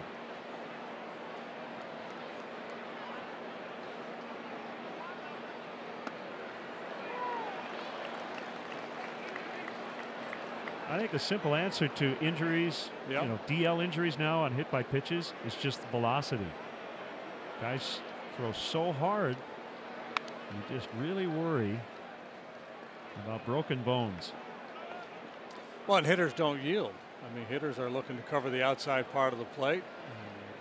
They dive to cover the outside edge, and if you're working up and in with a fastball, yeah, the hands, the elbows, they're all in harm's way.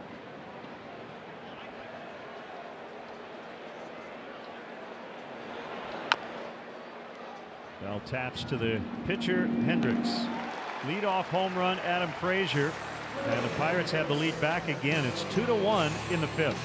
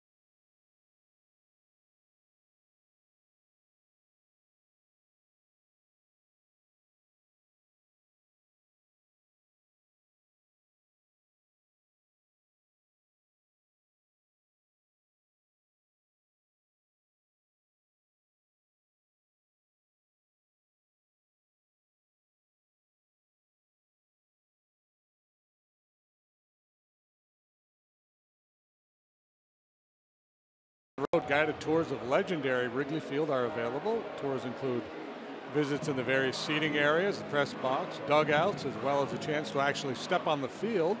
This must-see Chicago attraction houses over 100 years of history. Book your tour at Cubs.com/tours.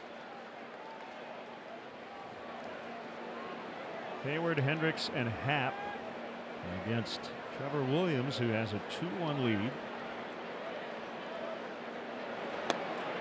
First pitch strike. It's a lot of H's in. It is.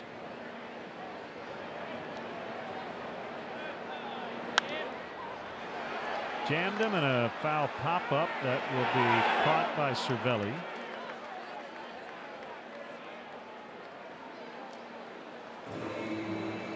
So 1 out, now the pitcher.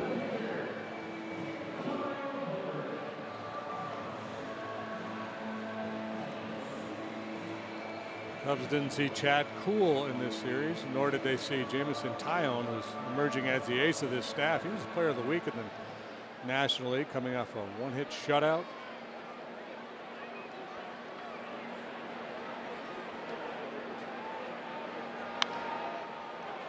Pirates bullpen really scuffled last night. They gave up a ton of runs late. Tyler Glasnow took the loss.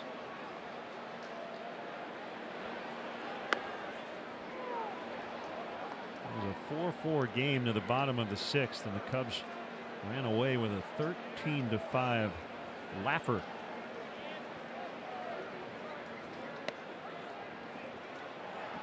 Hendricks strikes out for the second time.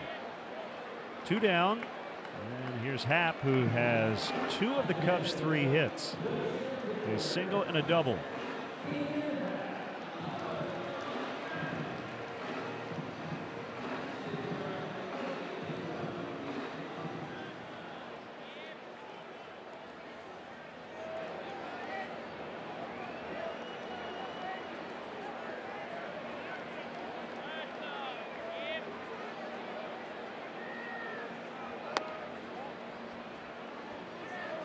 It is really early.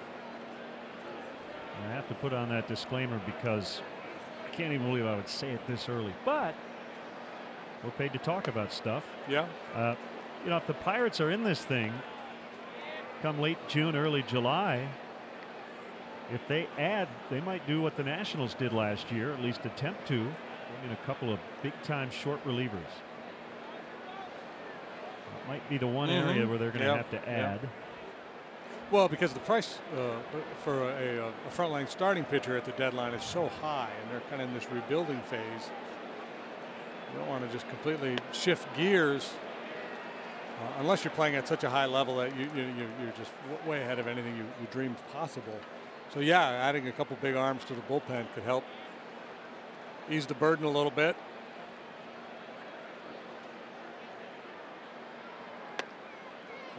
We're only 11 games in, so. Yeah.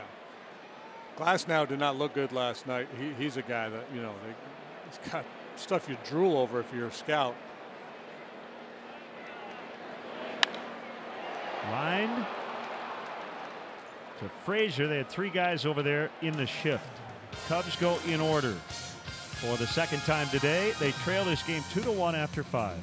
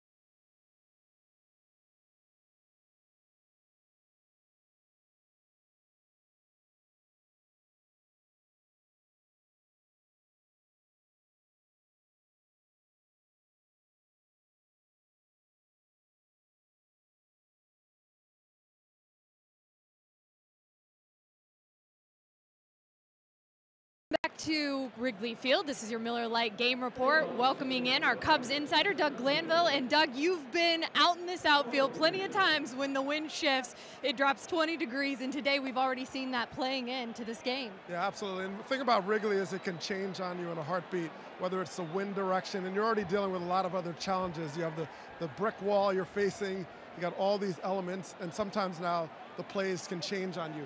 So let's take a look a little closer at Ian Happ's challenge in center field. This ball's slicing away off of Cervelli, and watch the carry. Now he's slowing down a little bit, sort of anticipating the wall, possibly contact, and Hayward peaking, but he ended up jumping a hair too soon, and that ricochet ended up leading to that factor, and all of a sudden now Cervelli's standing at third base. So you recognize, like, outfield play, when you look at the flags, they don't really tell the whole story. I always, as an outfielder, would pick up some blades of grass, throw it up in the air, and just sort of see what happens. Because sometimes what looks like the flags could be something different on the ground. And there was also a play here with Schwarber, Doug, that you wanted to go over in the outfield there in left field. Yeah, I mean, Schwarber, you know, there's a lot of talk about him learning left field. It's going to be a challenge because this is sort of a new experience from him. But at the same time, that's a nice play. He closed nicely. It's on the backhand side, which is a little trickier. And all these elements are going to be what changes the routes you take and the level of aggressiveness you have as an outfielder. Guys, I'm impressed too. Doug's still standing here in just his coat. You know, he hasn't put on an overcoat or anything yet. So toughen it out this afternoon. Thanks, Kelly. Thank you, Doug. Corey Dickerson with a stolen base. An error charge to Chris Bryant, allowing Dickerson to reach. So the Pirates have a man in scoring position with nobody out and without the benefit of a hit here in the 6th inning.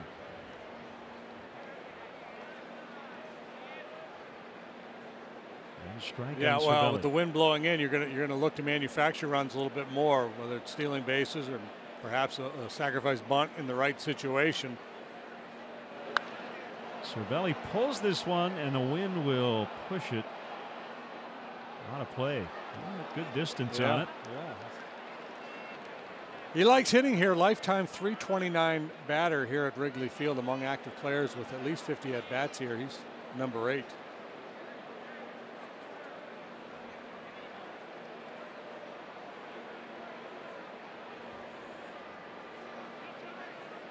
Think about the guys who have done a lot of damage against the Cubs and here in this ballpark. Pujols, Ryan Braun. Cervelli's done a lot of damage here. Smothered by Caratini that time.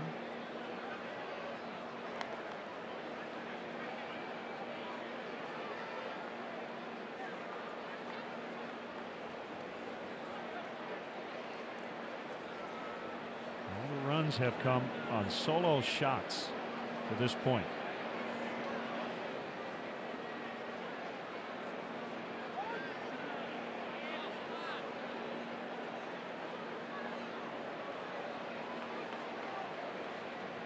An error, by the way, the 4th already for Chris Bryant.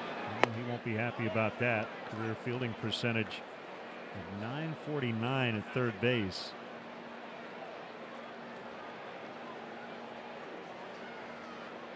The Cubs have been pretty clean defensively. That's as a team their 7th error.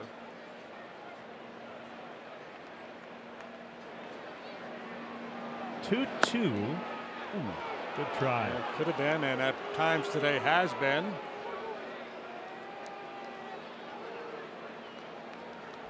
Former Pirate Justin Wilson playing catch in the Cubs bullpen under the bleachers in left center. A lot of guys swing at that pitch with 2 strikes. Especially if your thought is to try to advance this guy from second base. Sharply hit grounder. Russell's got it.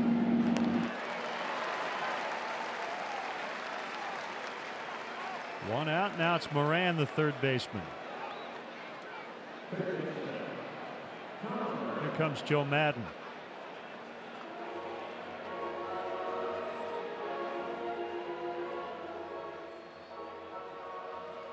He came out quickly, which. Yeah, more conversation than remove the pitcher, I think. The body language, strategizing. With the base open, Moran, a left-handed hitter up there, he may have been, just going over what he wants them to do, how aggressive he wants them to be.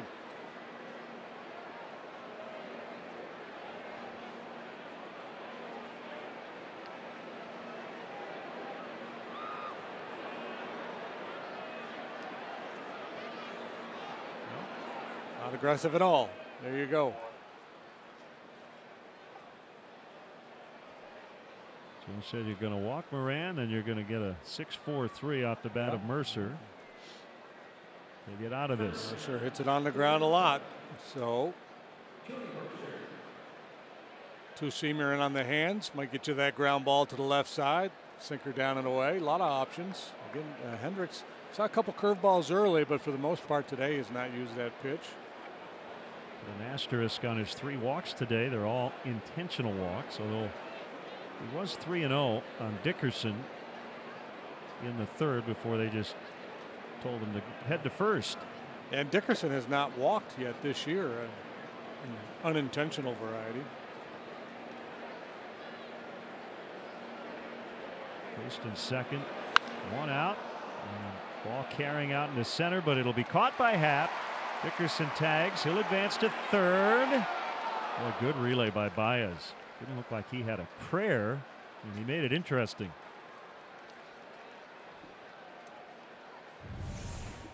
Watch this exchange. Baez taking a look. Kind of sizing up the situation, and a quick hand, strong throw makes it a little closer than Dickerson probably anticipated. That's good work by Mercer there. I mean, turns into a fly out to center field, but staying inside the ball, getting it airborne the other way. And for you young middle infielders, notice the body position for Baez as he caught the ball. He was already in position to make the throw. He did not have to readjust his body. Yeah, you don't want to catch that ball with your back to the infield. You open up your shoulders.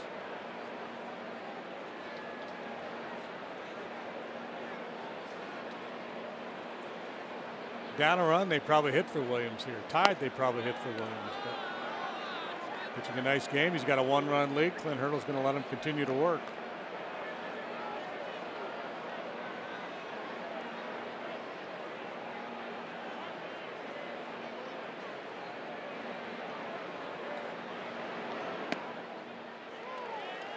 One and two. I'm not saying this is necessarily what Clint is doing, but again, going back to our theme of starting pitchers, there are moments in seasons, I think, where managers have to let their guys take that at bat, right? Just to show them confidence.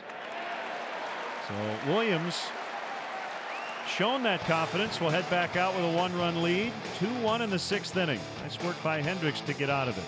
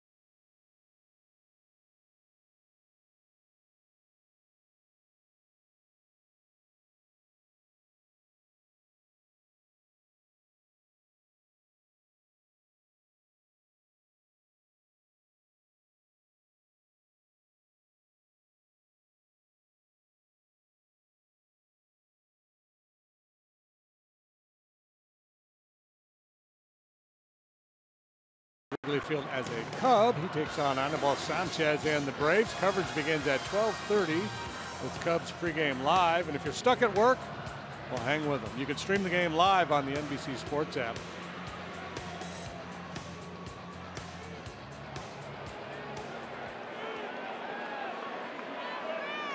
Still 2-1. Cubs will have Bryant, Zobrist, and Schwarber, who homered off Williams in the 4th. Yeah, so it's 3rd time around. Fat part of the batting order.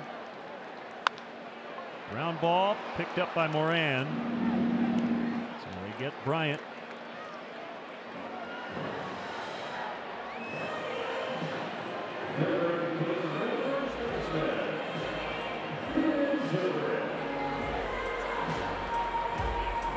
Zobrist 0 for 2. He's flied to center and struck out.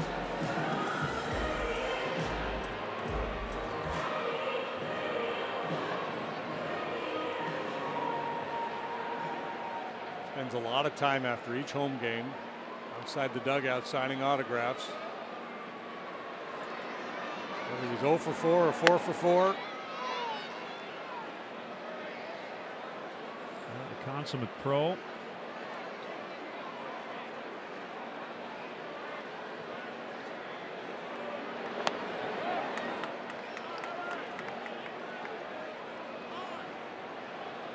Michael Feliz, the right-hander, up for the Pirates.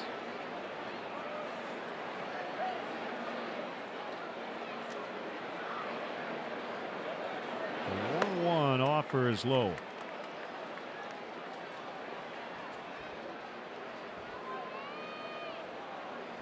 Brewers are in New York tonight. Take on the Mets.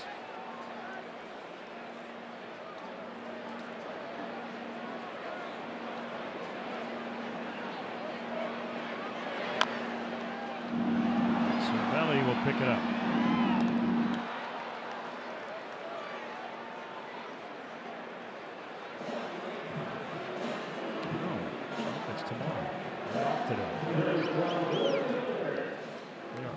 Tonight. Going on the board. Well, they got no game on the board. That's what it is. They'll play tomorrow night.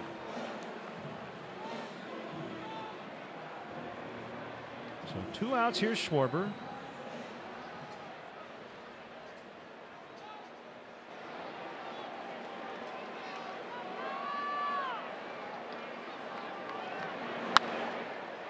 It hits the bag.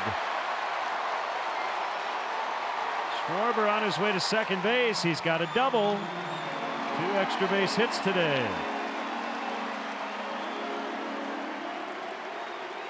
Well, you come up with 2 out, nobody on base. You're looking for something to drive. You're thinking extra bases, but with the shift on, you don't really need to drive it if you place it just so.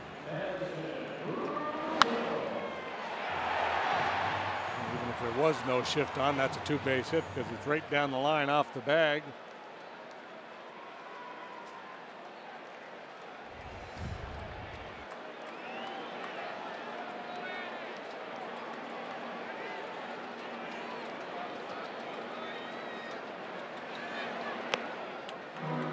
Dirt to Russell.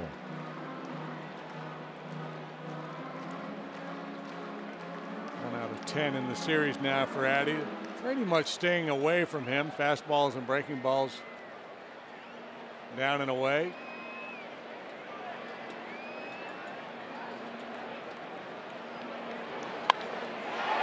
High ball out into deep left center. Playable. Caught by Marte. So Schwarber with a 2-out, 2-base hit. He is left at second, and we go to the 7th.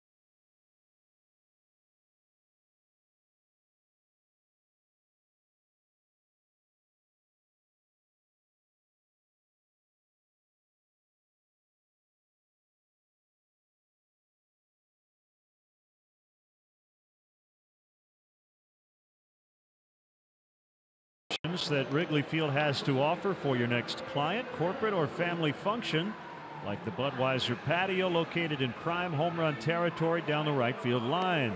Visit Cubs.com/premier for an option that fits your needs. Former Pirate 5th-round draft pick Justin Wilson, who made his big league debut in a Bucs uniform in 2012.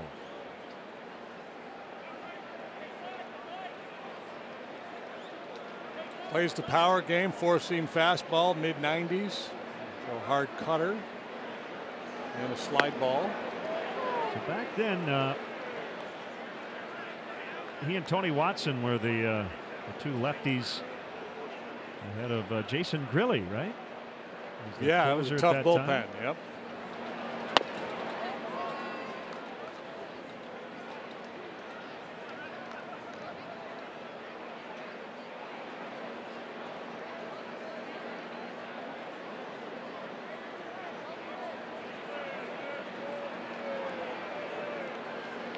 One of Frazier's off the inside corner.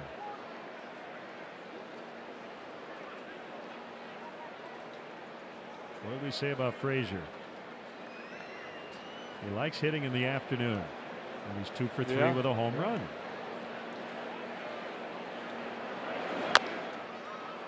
High chopper to third. Bryant had to wait. Plenty of time to get him.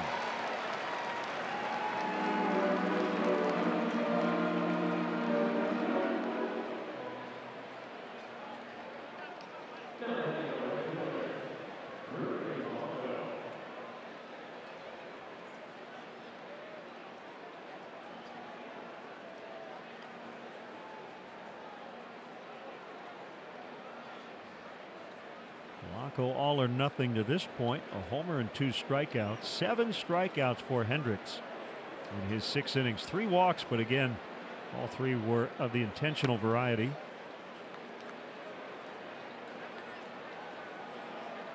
Kyle will remain winless, on the hook for the loss here, despite a very good effort here this afternoon. And Cubs hoping he gets a no decision.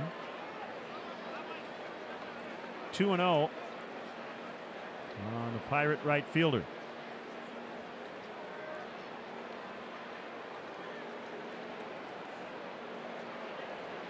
Mark Melanson was in that bullpen too.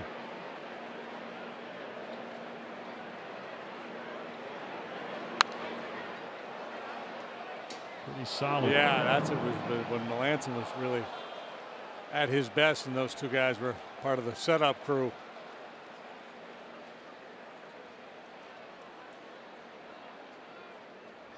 And looking at their 2013 club, they beat the Reds in a wild card game and then lost to the Cardinals in the division series. The main guys in the pen were Grilli at 33 saves and a 270. Vin Mazzaro at 281. Wilson had a 208. Watson a 239 and Melanson a 139. They all made at least 54 appearances. Brian Morris had a good year that year. High drive out into deep left center, and it is gone. Polanco has homered twice today.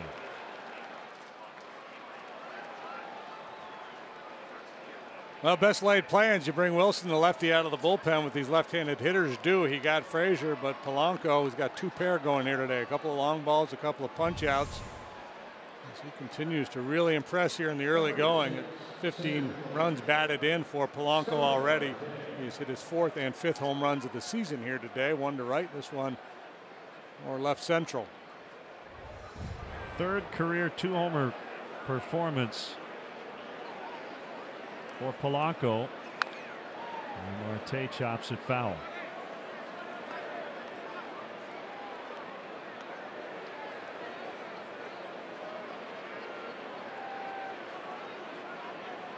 Polanco had 2 career homers in this ballpark going into today. He has doubled that total. On a bounce. Nice job, Russell. That was slick.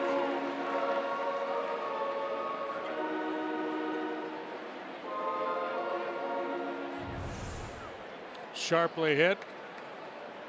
On the move is Russell. He's really been working on his footwork.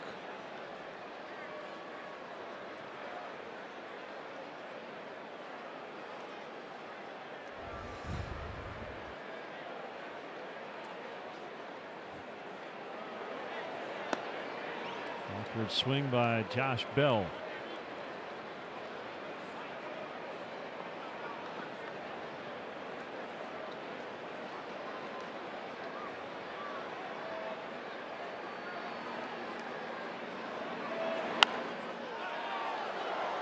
Paid crowd today here at Wrigley Field, 29,949.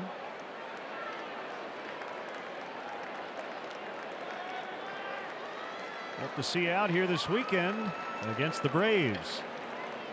Cardinals come in Monday night.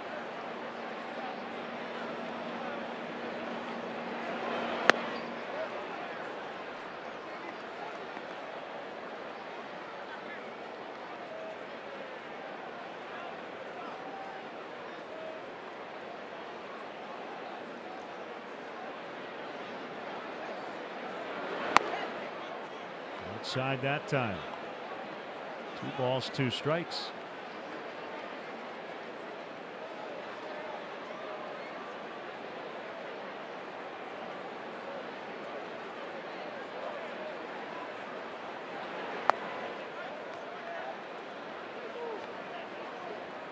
Oh, a real good idea.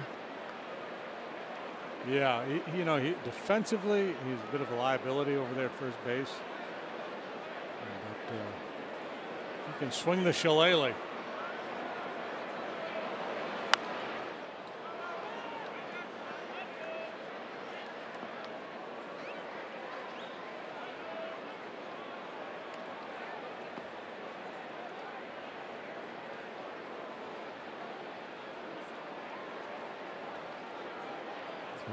Pirates.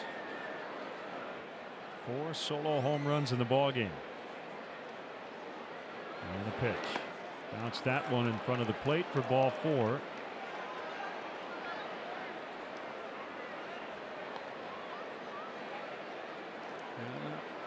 Really a competitive pitch there from Justin. Close enough to get a disciplined hitter like Bell to chase.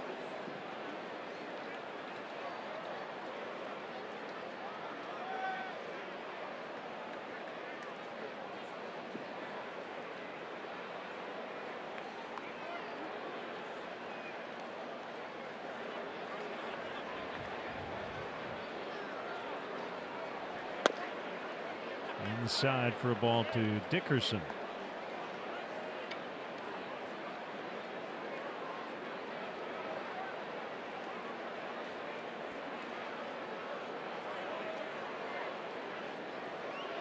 Wilson ready.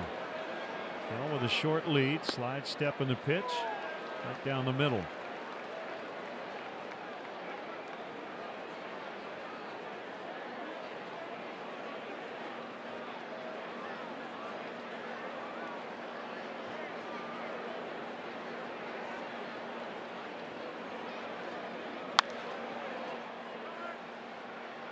Two. Dickerson flew to left first time, reached on an air ground ball to Chris Bryant that Chris couldn't handle last time. That's not surprising because he hits a lot of balls in that direction. And good power the other way.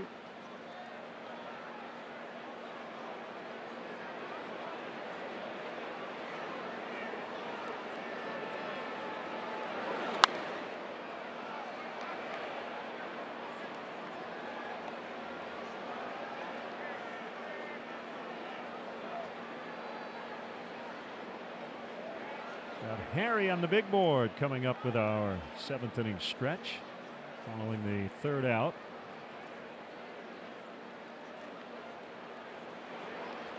Dutchie was here last night. Chip Carey will sing tomorrow. Noticing a theme this week.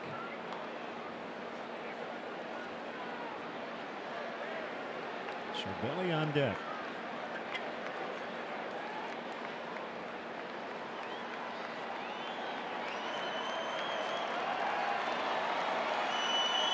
Chip will be eating a big steak down at Harry's tonight. Yeah.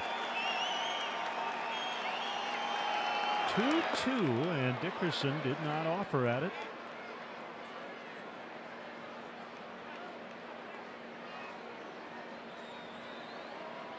Well, as I mentioned earlier, he has not yet walked this year other than intentionally.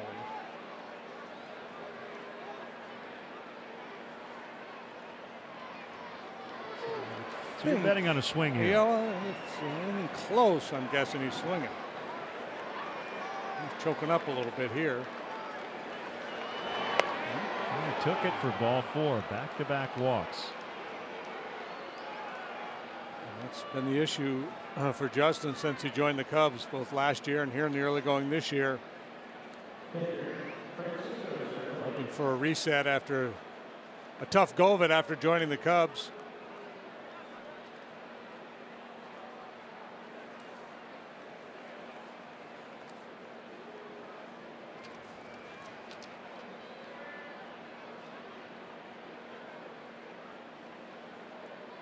Bell, the runner at second, bottom of your screen. Dickerson now at first. That one up and in on Cervelli. 6 1/3 innings of work so far this year for Justin. He's now walked 7 men.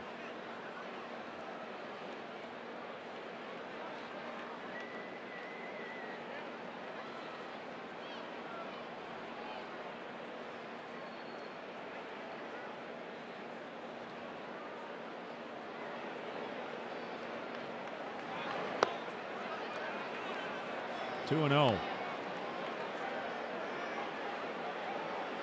And Jim Hickey's going to head out.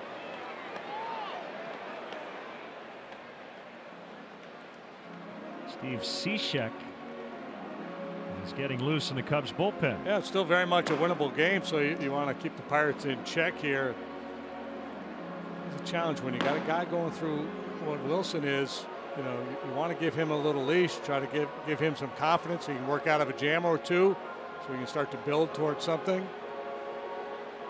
At the same time, if you get the sense that things are going south in a hurry, you got to be ready to react.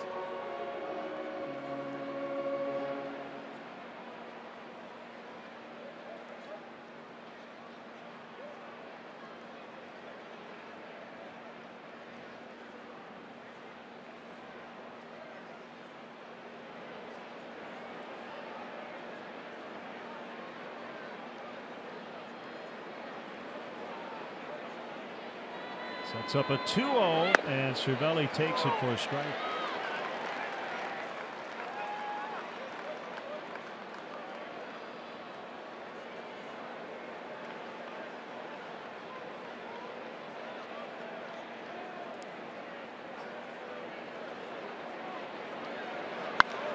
A drive to left, and it's gone just over the basket. Cervelli with a 3-run shot, and just like Tuesday, that's a big insurance home run. 6-1. He does seem to save his best for the Cubs, and especially here at Wrigley Field. Second one on the year for Cervelli, second in this series. Really at the mercy, having a hard time finding the zone. He just channels a fastball, and Cervelli jumps all over it. There's your Ford home run replay.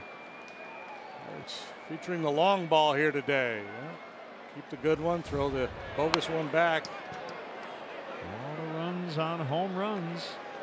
And the irony here for Wilson, if he walks Cervelli, he gets taken out of the game almost undoubtedly, but he gives up the 3-run homer. Now with a 6-1 ball game, he stays in.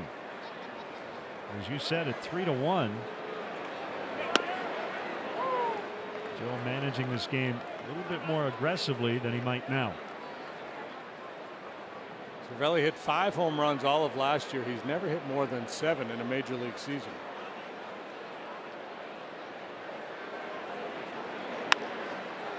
And out in front of it, and off the end of the bat, and he just dumps it into right.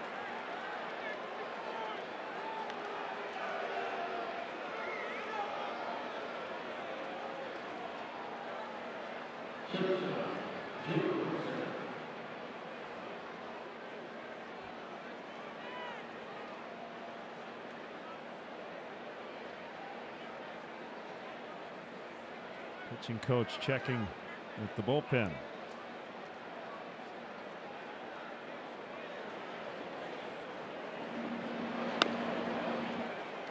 Ball 1 to Mercer.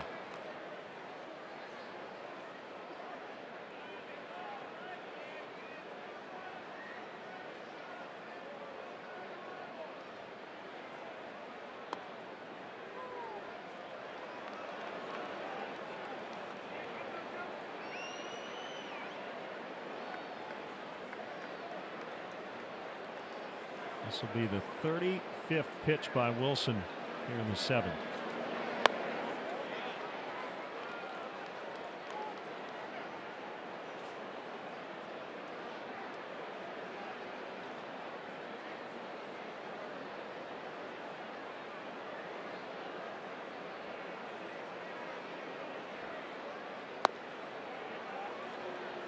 You'd know better than I, but it looks like he's rushing a little now. Well, you know, he's in spring training he talked about cutting down on his leg kick to try to be a little more consistent. But I think sometimes if you try to be too short and too quick, you get out of sync.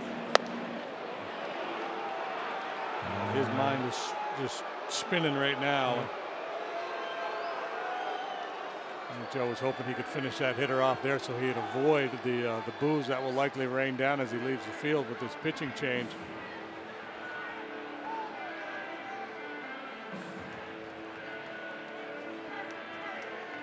Manfred Navarro will come in along with Steve Cishek.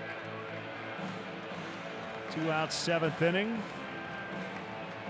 Pirates lead 6-1, and we'll be right back.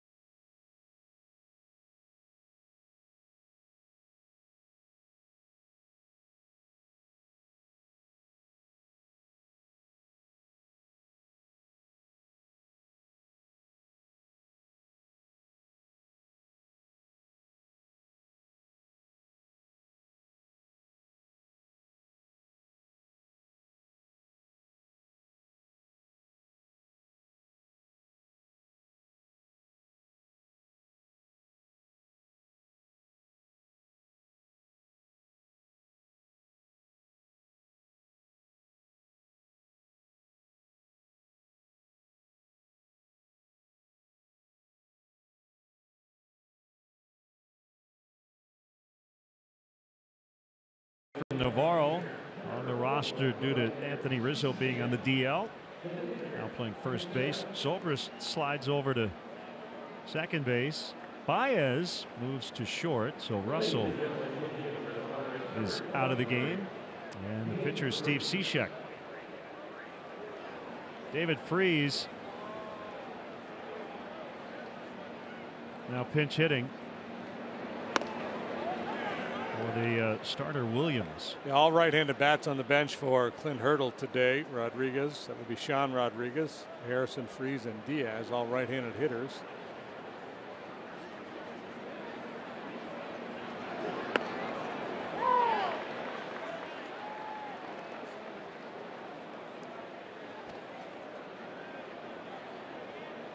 Freese homered late last night. Eddie Butler.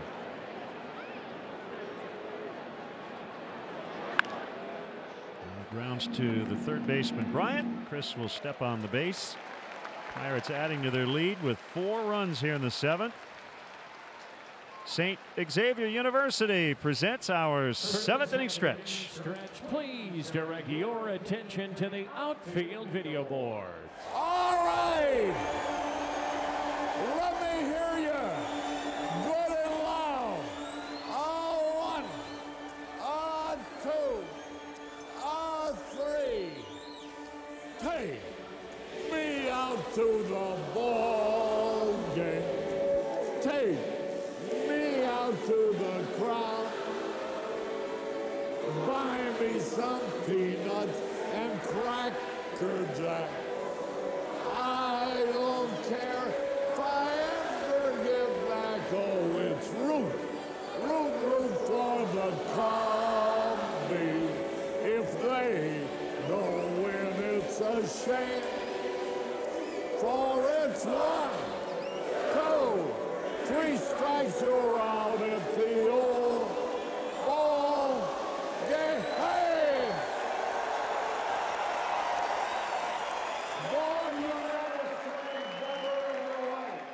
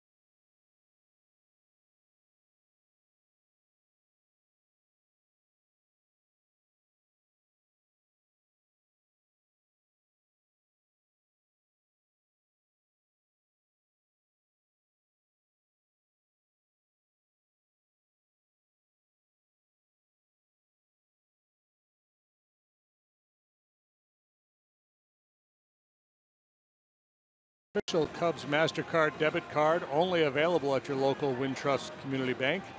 Go to wintrust.com/Cubs to learn more. Members FDIC. You see the numbers for right-hander Michael Feliz. Victor Caratini. 6-1 Pittsburgh here in the 7th inning. He's a hard thrower, part of the package that the Pirates got from the Astros in the Garrett Cole deal.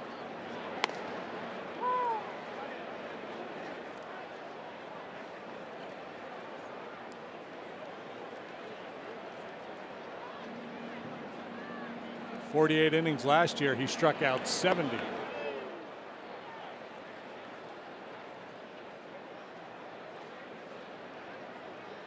Swing and miss. He will walk people. Allowed 8 home runs in those 48 innings, had a .563 ERA. He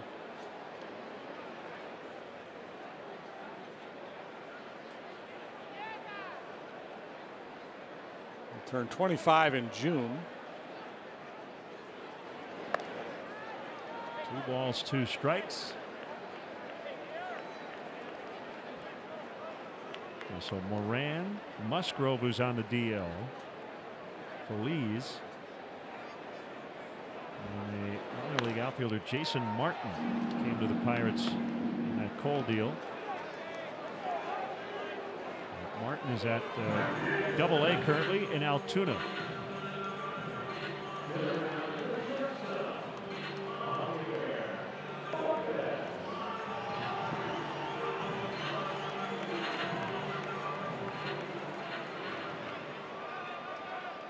Gone from short sleeves and short pants to blankets, windbreakers, ski caps. Baez in the air, and it's Polanco to make the catch.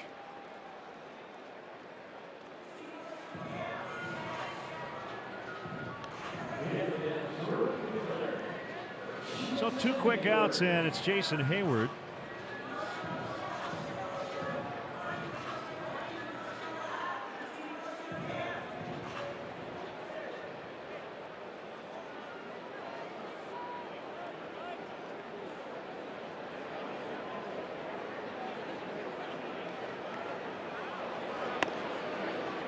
Strike 1.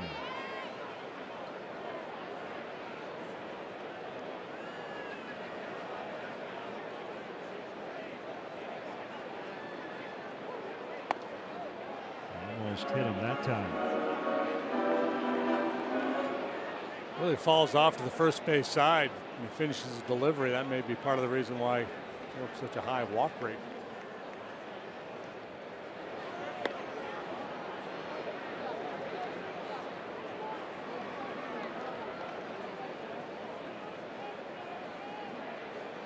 Started with warm temperatures and a wind blowing out toward right. Middle of the ball game, the wind shifted. Temperature dropped big time, but balls kept going into the bleachers. Pirates have homered 4 times in this game. Cubs got a leadoff shot from Schwarber in the 4th.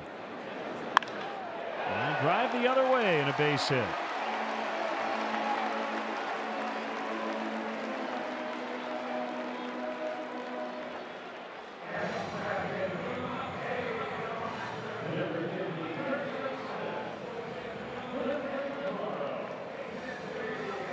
Now Efren Navarro came up a couple of days ago and Rizzo hit the DL. 1 for 1 in a Cub uniform. Former Angel and Tiger.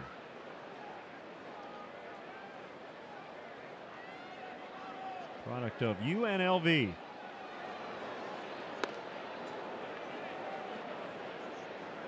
'50th round pick. The 1,450th player chosen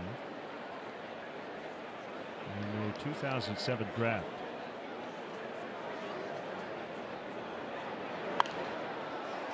Nobody else in that round has made it to the major leagues. What did you say, 50th round? From 2007. Wow. David Carpenter went in the 49th round. A pitcher. He's had some big league time.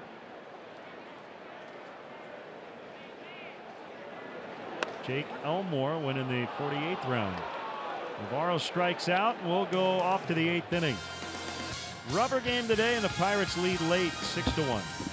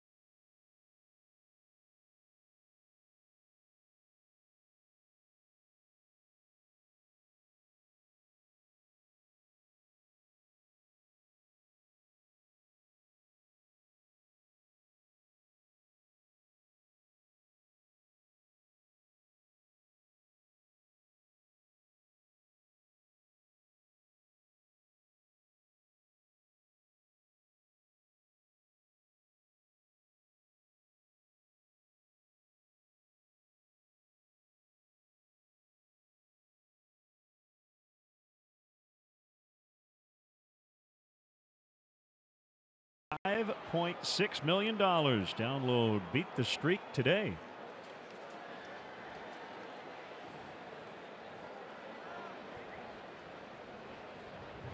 Steve Cishek got the final out of the 7th. And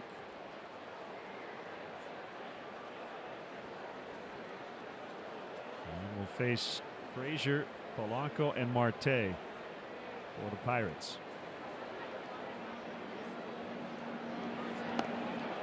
Sinking fastball is outside, maybe low.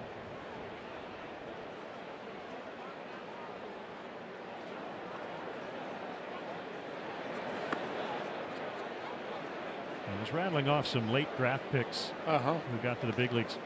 2007 draft, not just, you know, anyone who's ever made it from that round. Speaking of Efren Navarro being a 50th rounder. Did you get a lot of what about so and so on Twitter? Yeah, I got the, you know, Carl Edwards Jr. was a 48th rounder. That is true, but wasn't in that draft. Mike Piazza. Piazza's kind of the guy. 62nd round of the '88 draft. And he went on to have a Hall of Fame career.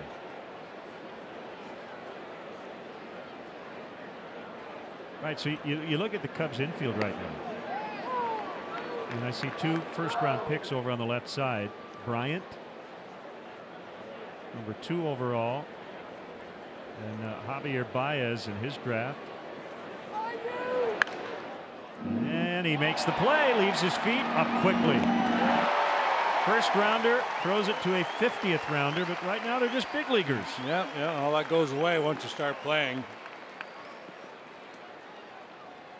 It matters when you first go to the minor leagues, though. Boy, everybody's kind of keeping an eye on those top of the draft guys. Baez went number 9 in the first round in 2011. There's that great arm we were talking about. Yeah.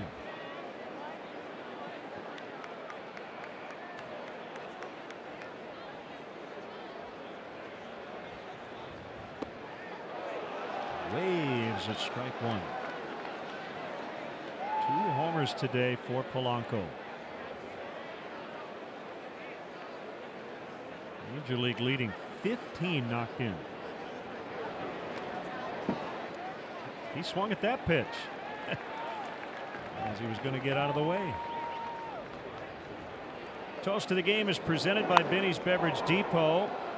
Polanco with a first inning and 7th inning home run, this one to the opposite way. Binny's Beverage Depot is the official champagne provider of the Chicago Cubs.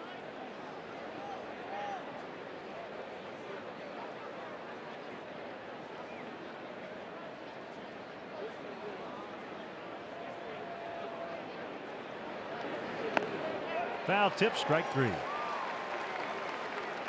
So the multi-home run game has been the theme of this series. Baez did the first 2 games, and now Polanco here today. Javi has 3 multi-home run games now in his career. That's second most all time by a Cubs second baseman, trailing Ryan Sandberg, who has 24 such games.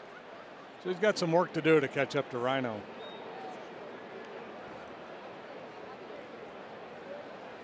Rhino threw out a ceremonial first pitch on opening day with Billy Williams and Andre Dawson.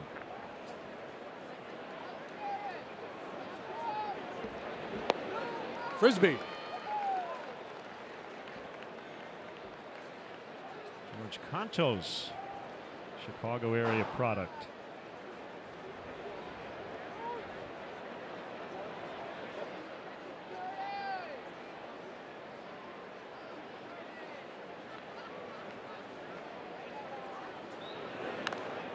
One and 2 to Marte.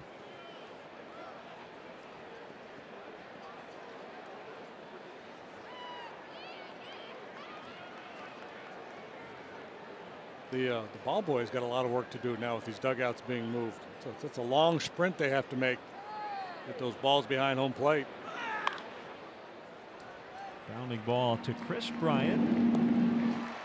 Cishek goes 1-2-3 in the 8th inning. Cubs have some work to do, but not a lot of outs left. 6-1.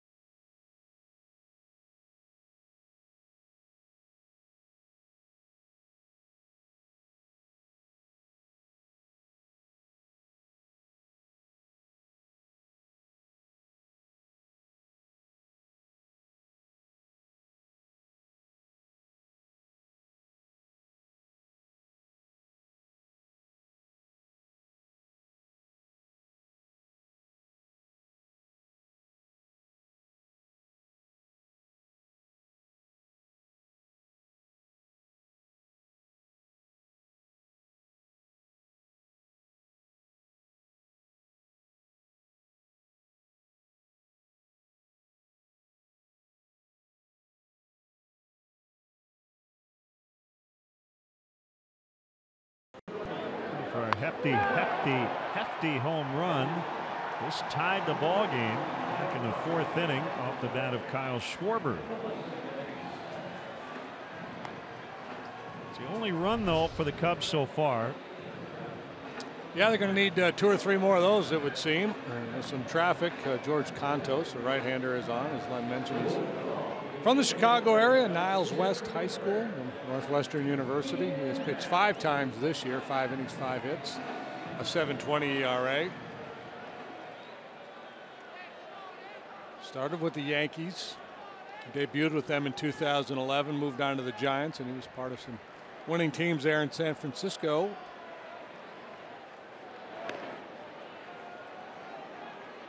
Last year split time between the Giants and the Pirates. Just under 5 years of major league service time for Contos. 1-1 on Ian Happ.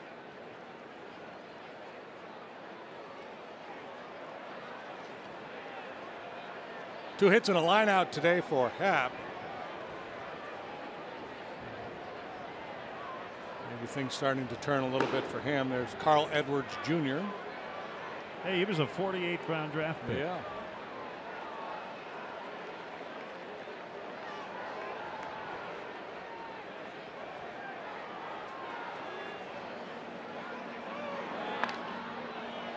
In the air.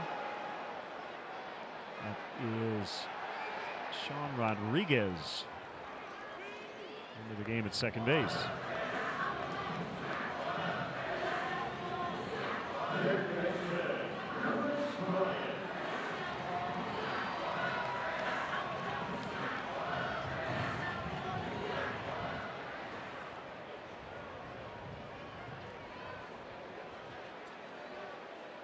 Sinker, sliders, cutters from Contos.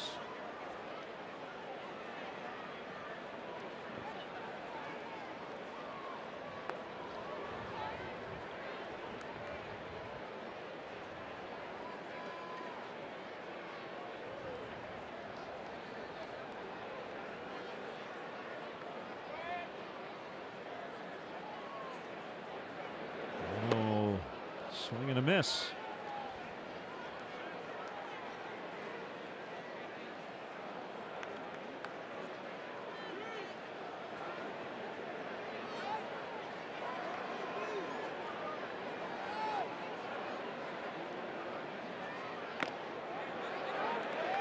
Clipped him.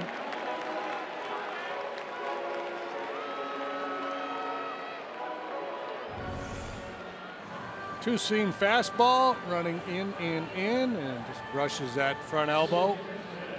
Red hit batters way up early on in the season. Any theories as to why? Don't know.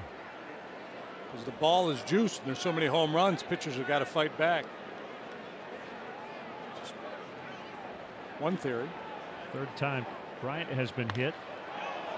Fly ball down the left field line. Wind will get it out of play. Zobrist 1 hit shy of 1,400 for his career. 0 for 3 this afternoon.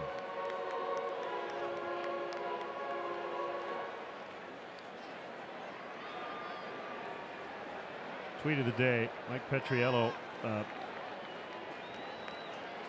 works at MLB.com. That's great. He said, always remember, bouncer to first, 1, and that's it. Mercer, when he caught the ball, was not on the bag, but it looked like he did tap it with his toe.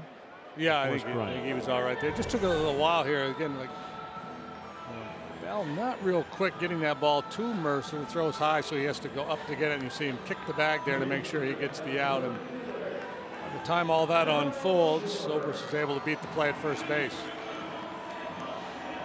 So the Mike Petriello tweet: always remember, you can Mad Libs your own narrative after a baseball brawl. Quote, the / Red Sox, Yankees, Rockies, Padres were motivated, sparked, brought together as a team, deflated, rattled, etc. by the fight that kicked off a win streak, crumbled the season. Yeah. Take your pick. 3 weeks from now, they'll be able to say, wow, that was a turning point. Yes, absolutely. I always wondered if fights were such great motivators, why didn't we have more of them?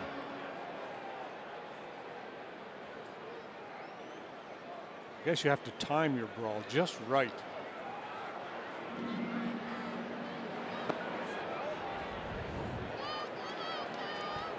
I also think, and I know on many levels, there's a herd mentality in this game. You know, guys wear their hair the same way, drive the same kind of cars. And I think sometimes with these brawls too, once there's one, everybody's watching on the highlights and they go, oh yeah, that's an option. Foul to right. The Padres, I think it was A.J. Ellis, took umbrage with Arenado's reaction because the ball didn't hit him.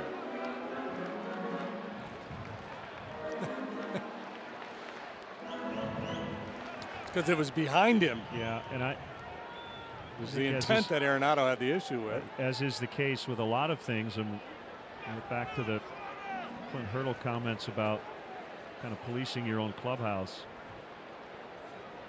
I think a lot of the same things go on every team. Ground ball into left. Schwarber's done that twice now. And he's got 3 hits today. And that is, you have a couple of players who aggravate people on other teams, but because he's your teammate, because you know the kind of person he is, it's no big deal. And then every team has a couple of guys on another team that they can't stand because they do a lot of the things that your teammates do, but because they're wearing another uniform, you hate it. Yeah. Right? And then the guy that you hated, once if he becomes your teammate, you love him. Oh, he's a good dude after all. So it's interesting. We had that conversation about Schwarber, how to beat the shift, either go over it or go to the other side, and he's done both here today. Advanced scouts erasing and changing their reports. Schwarber will shoot the ball the other way on the ground.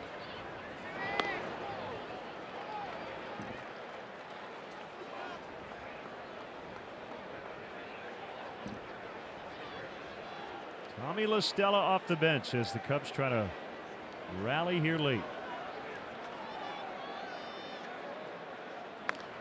I think the most honest answer, the one I can buy the best, would be, I don't care if my guy is right, he's my teammate. That's fine, right? I'm good with that. Like, you don't have to give your opinion whether he's right or wrong. Yeah, the downside, of course, is if the teammate behaves in such a way that, you know, it creates issues for you as a player. Right.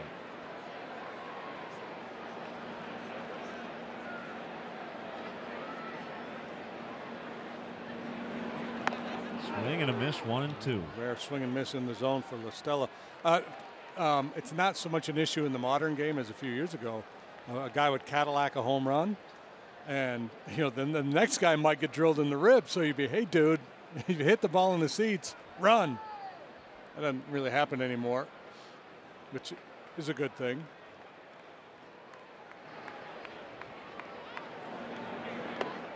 In the dirt.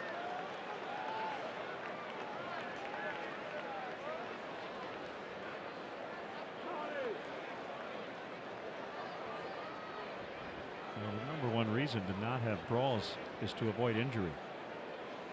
Yeah, injury and suspension. It's kind of a weird, when you think about it, a weird deal. If the guy in front of you jogs around the bases when he hits a home run and you get hit in the ribs because of it, you're taking it out on me. Right. Rodriguez will throw to Bell. They'll try to figure it all out. Cubs strand 2, and we head to the 9th. 6-1 for the visitors.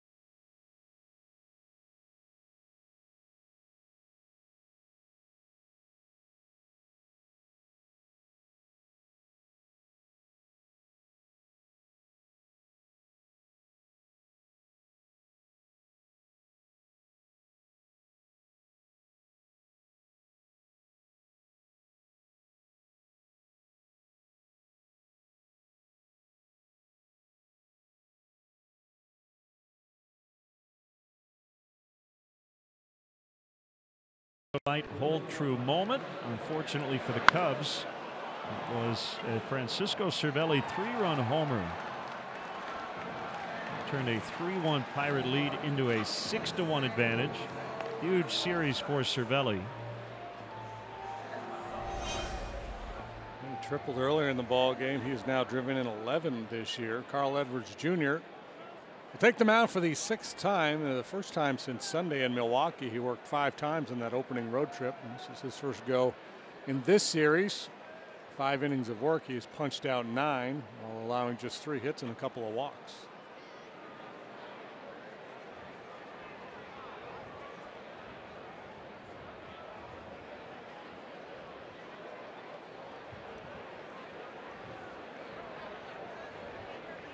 Josh Bell.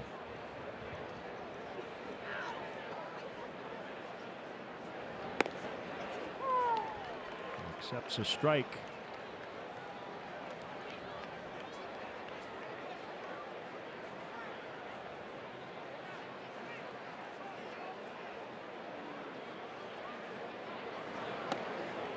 And on the hands.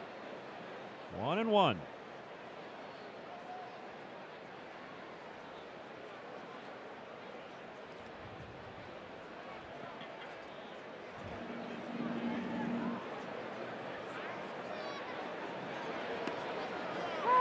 Cardinals in Cincinnati for the weekend. Michael Wacha, Sal Romano pitching matchup this evening.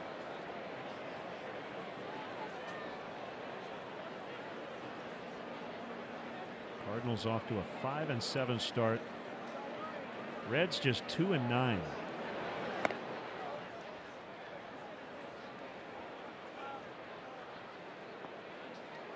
Angels go into their matchup in Kansas City 10-3.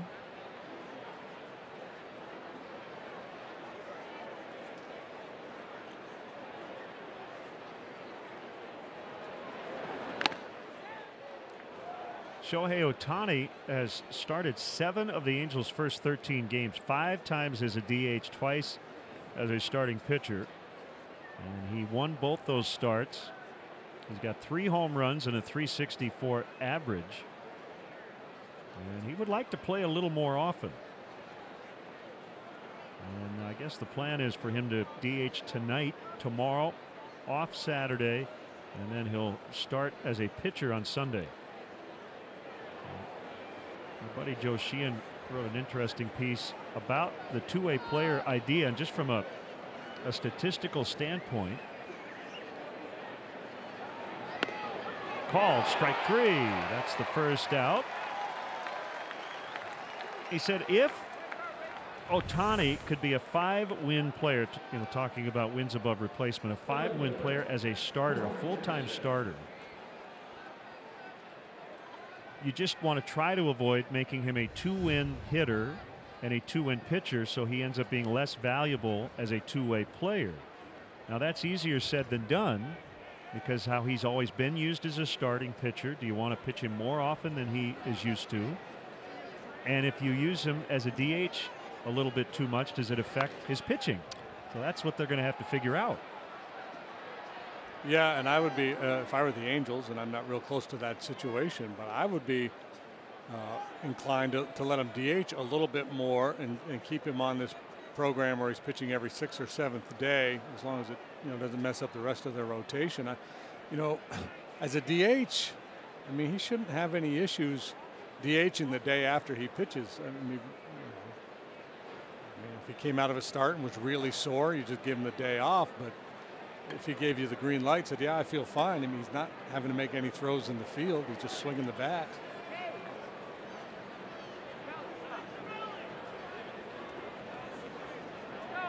Off to about as great a start as anyone could have hoped for after he signed.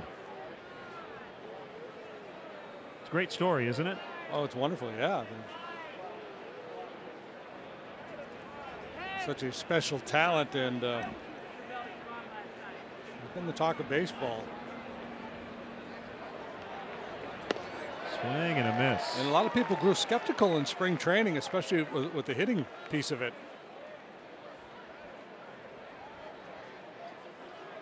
some stories that he wasn't ready for prime time, would benefit from some time in the minor leagues. And, you know, it's, as we say with everything this time of year, we're just a couple of weeks into this, so we'll see how it plays out.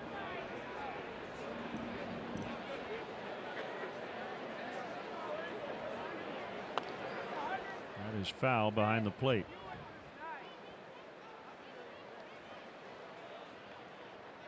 I think maybe the other part of the equation is, as you get into the season, because he's working once a week, can you push that pitch count a little bit?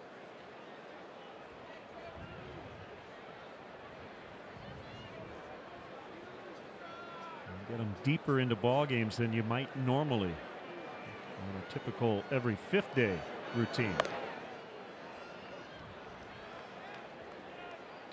You know, they'd love to put him in the lineup when he's pitching, but then if you take him out, you lose. You know, you don't have your DH. Lose the that DH, day. yeah.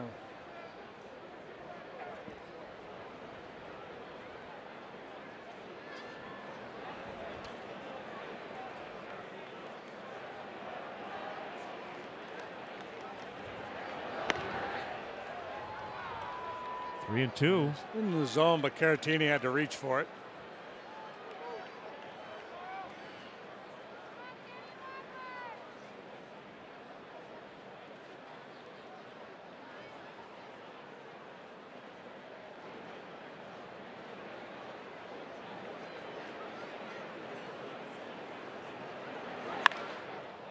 Poked into left.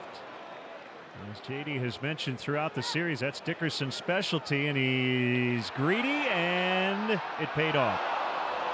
Hustle double for Dickerson, and he's got a 7-game hitting streak now.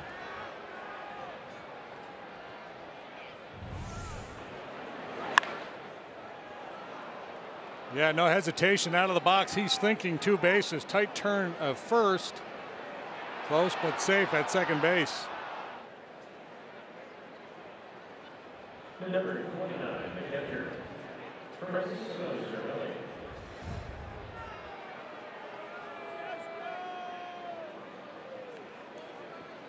Here's Cervelli.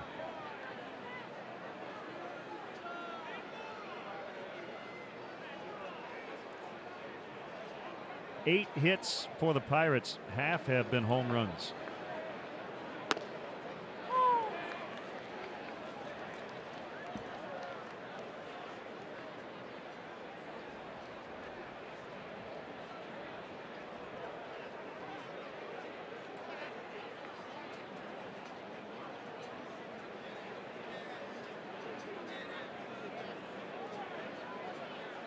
Wind has calmed down a little bit. It is blowing in from center, not nearly as hard as it was about an hour and a half ago, and it turned around.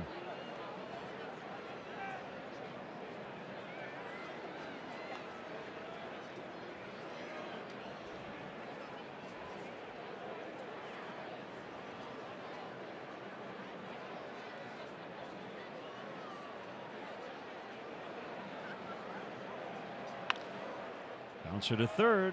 Backhanded play. Bryant. Low throw. Navarro digs it out.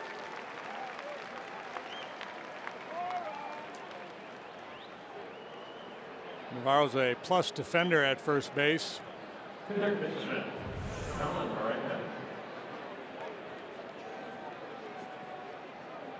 Finds a convenient hop, and we'll pick on the other end. Quick plug, make sure you check out Baseball Night in Chicago tonight on NBC Sports Chicago. Willa Rahimi, Doug Glanville, Scott Pasednik. Good stuff.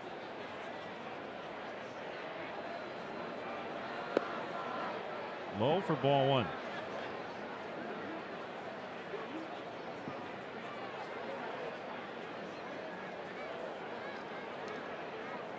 Not much has gone right for the Cubs today. Kyle Schwarber's 3 hits, including a home run. Certainly a highlight. They have run into a red-hot Pirates team, trying to take 2 out of 3.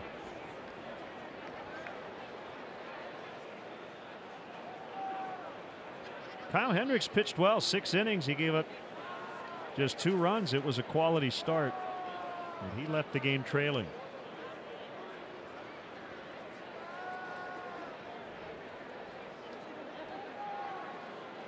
2-0 to Moran. 3 balls, no strikes. 12 games into the season, Trevor Williams looking to be 3-0. You know, once he got through that first inning, he wasn't in much danger. No, Cubs did not put a lot of pressure on him. Moran draws the free pass.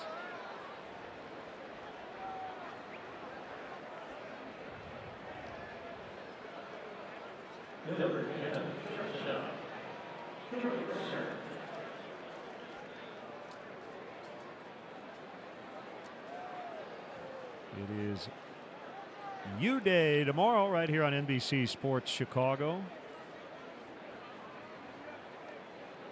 Braves are in. They're off to a pretty good start. Strike called on the curveball.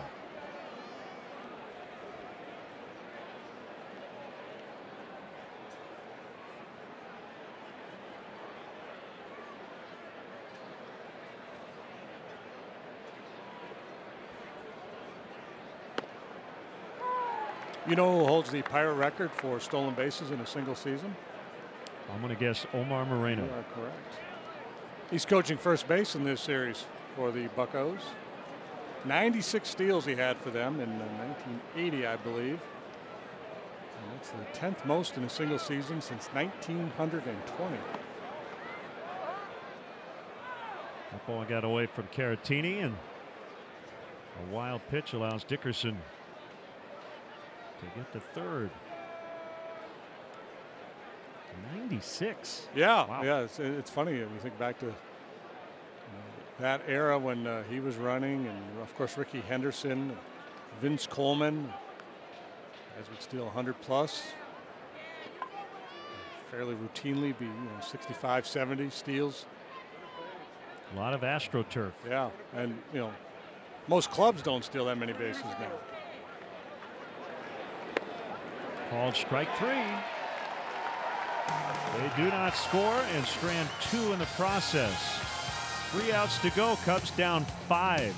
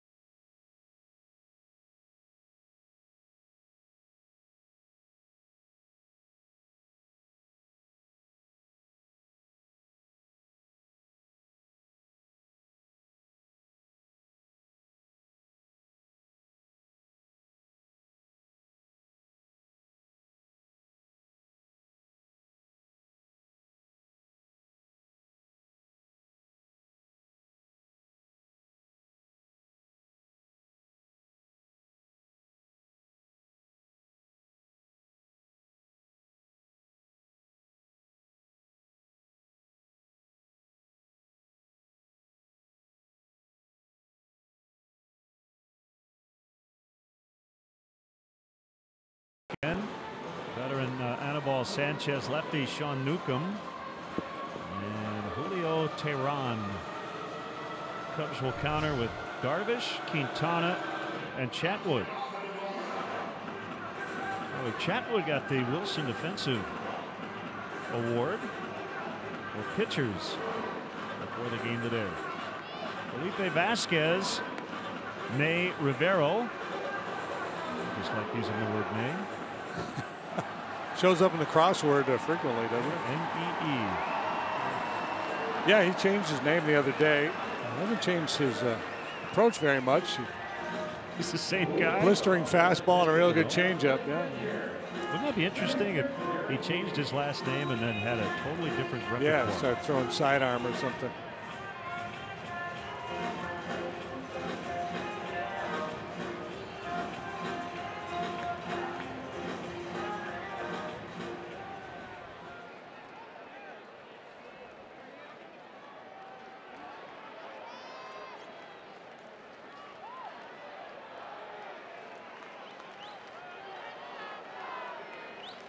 Let's see if the Cubs can make it interesting. Non-save spot for the hard-throwing lefty, and ball one to Caratini. Well, sometimes these are tough outings for closers. Don't quite have the same adrenaline they would have if they're out there trying to protect a one-run lead. I think a lot of it has to do with the anxiety of the hitters. So maybe more relaxed, not quite as anxious. Yeah, when the game is not on the line. Yeah. That's a good theory. There's a base hit.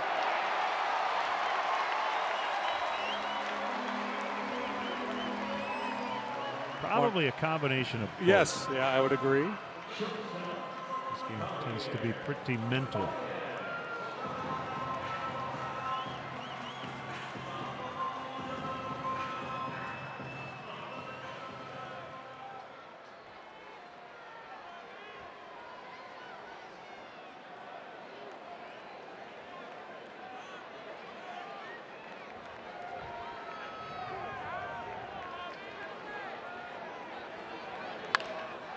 Hit hard, but foul to right.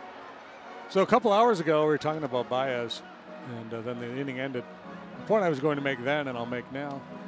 Remember when he was coming up in the minor leagues before we ever saw him, and all we heard about was the amazing bat speed and the power. And then when he got up here and we watched him play, so oh yeah, but he, you know, the instincts, the speed, the arm, everything else he does on the field. Diving catch, Rodriguez. Oh, that's too bad. A double play. And 2 down. Somebody just does not want you to finish your point. Well, but I want you to. But no, that just said that we were talking about what his ceiling might be as a slugger. And you look at some of the minor league seasons he put up and how he's developed as a big league hitter, and that's why I asked him that question yesterday. I don't know if he's got 40 in him or not, but 30, 35 home runs for sure he's capable of. And the irony there is they've been trying to get him to use the whole field, hit the ball the other way. He does just that, but it turns into 2 outs. Yep, bad luck, and Cervelli with a little fist bump. So a line out 4-3 double play. 1 strike on Hayward.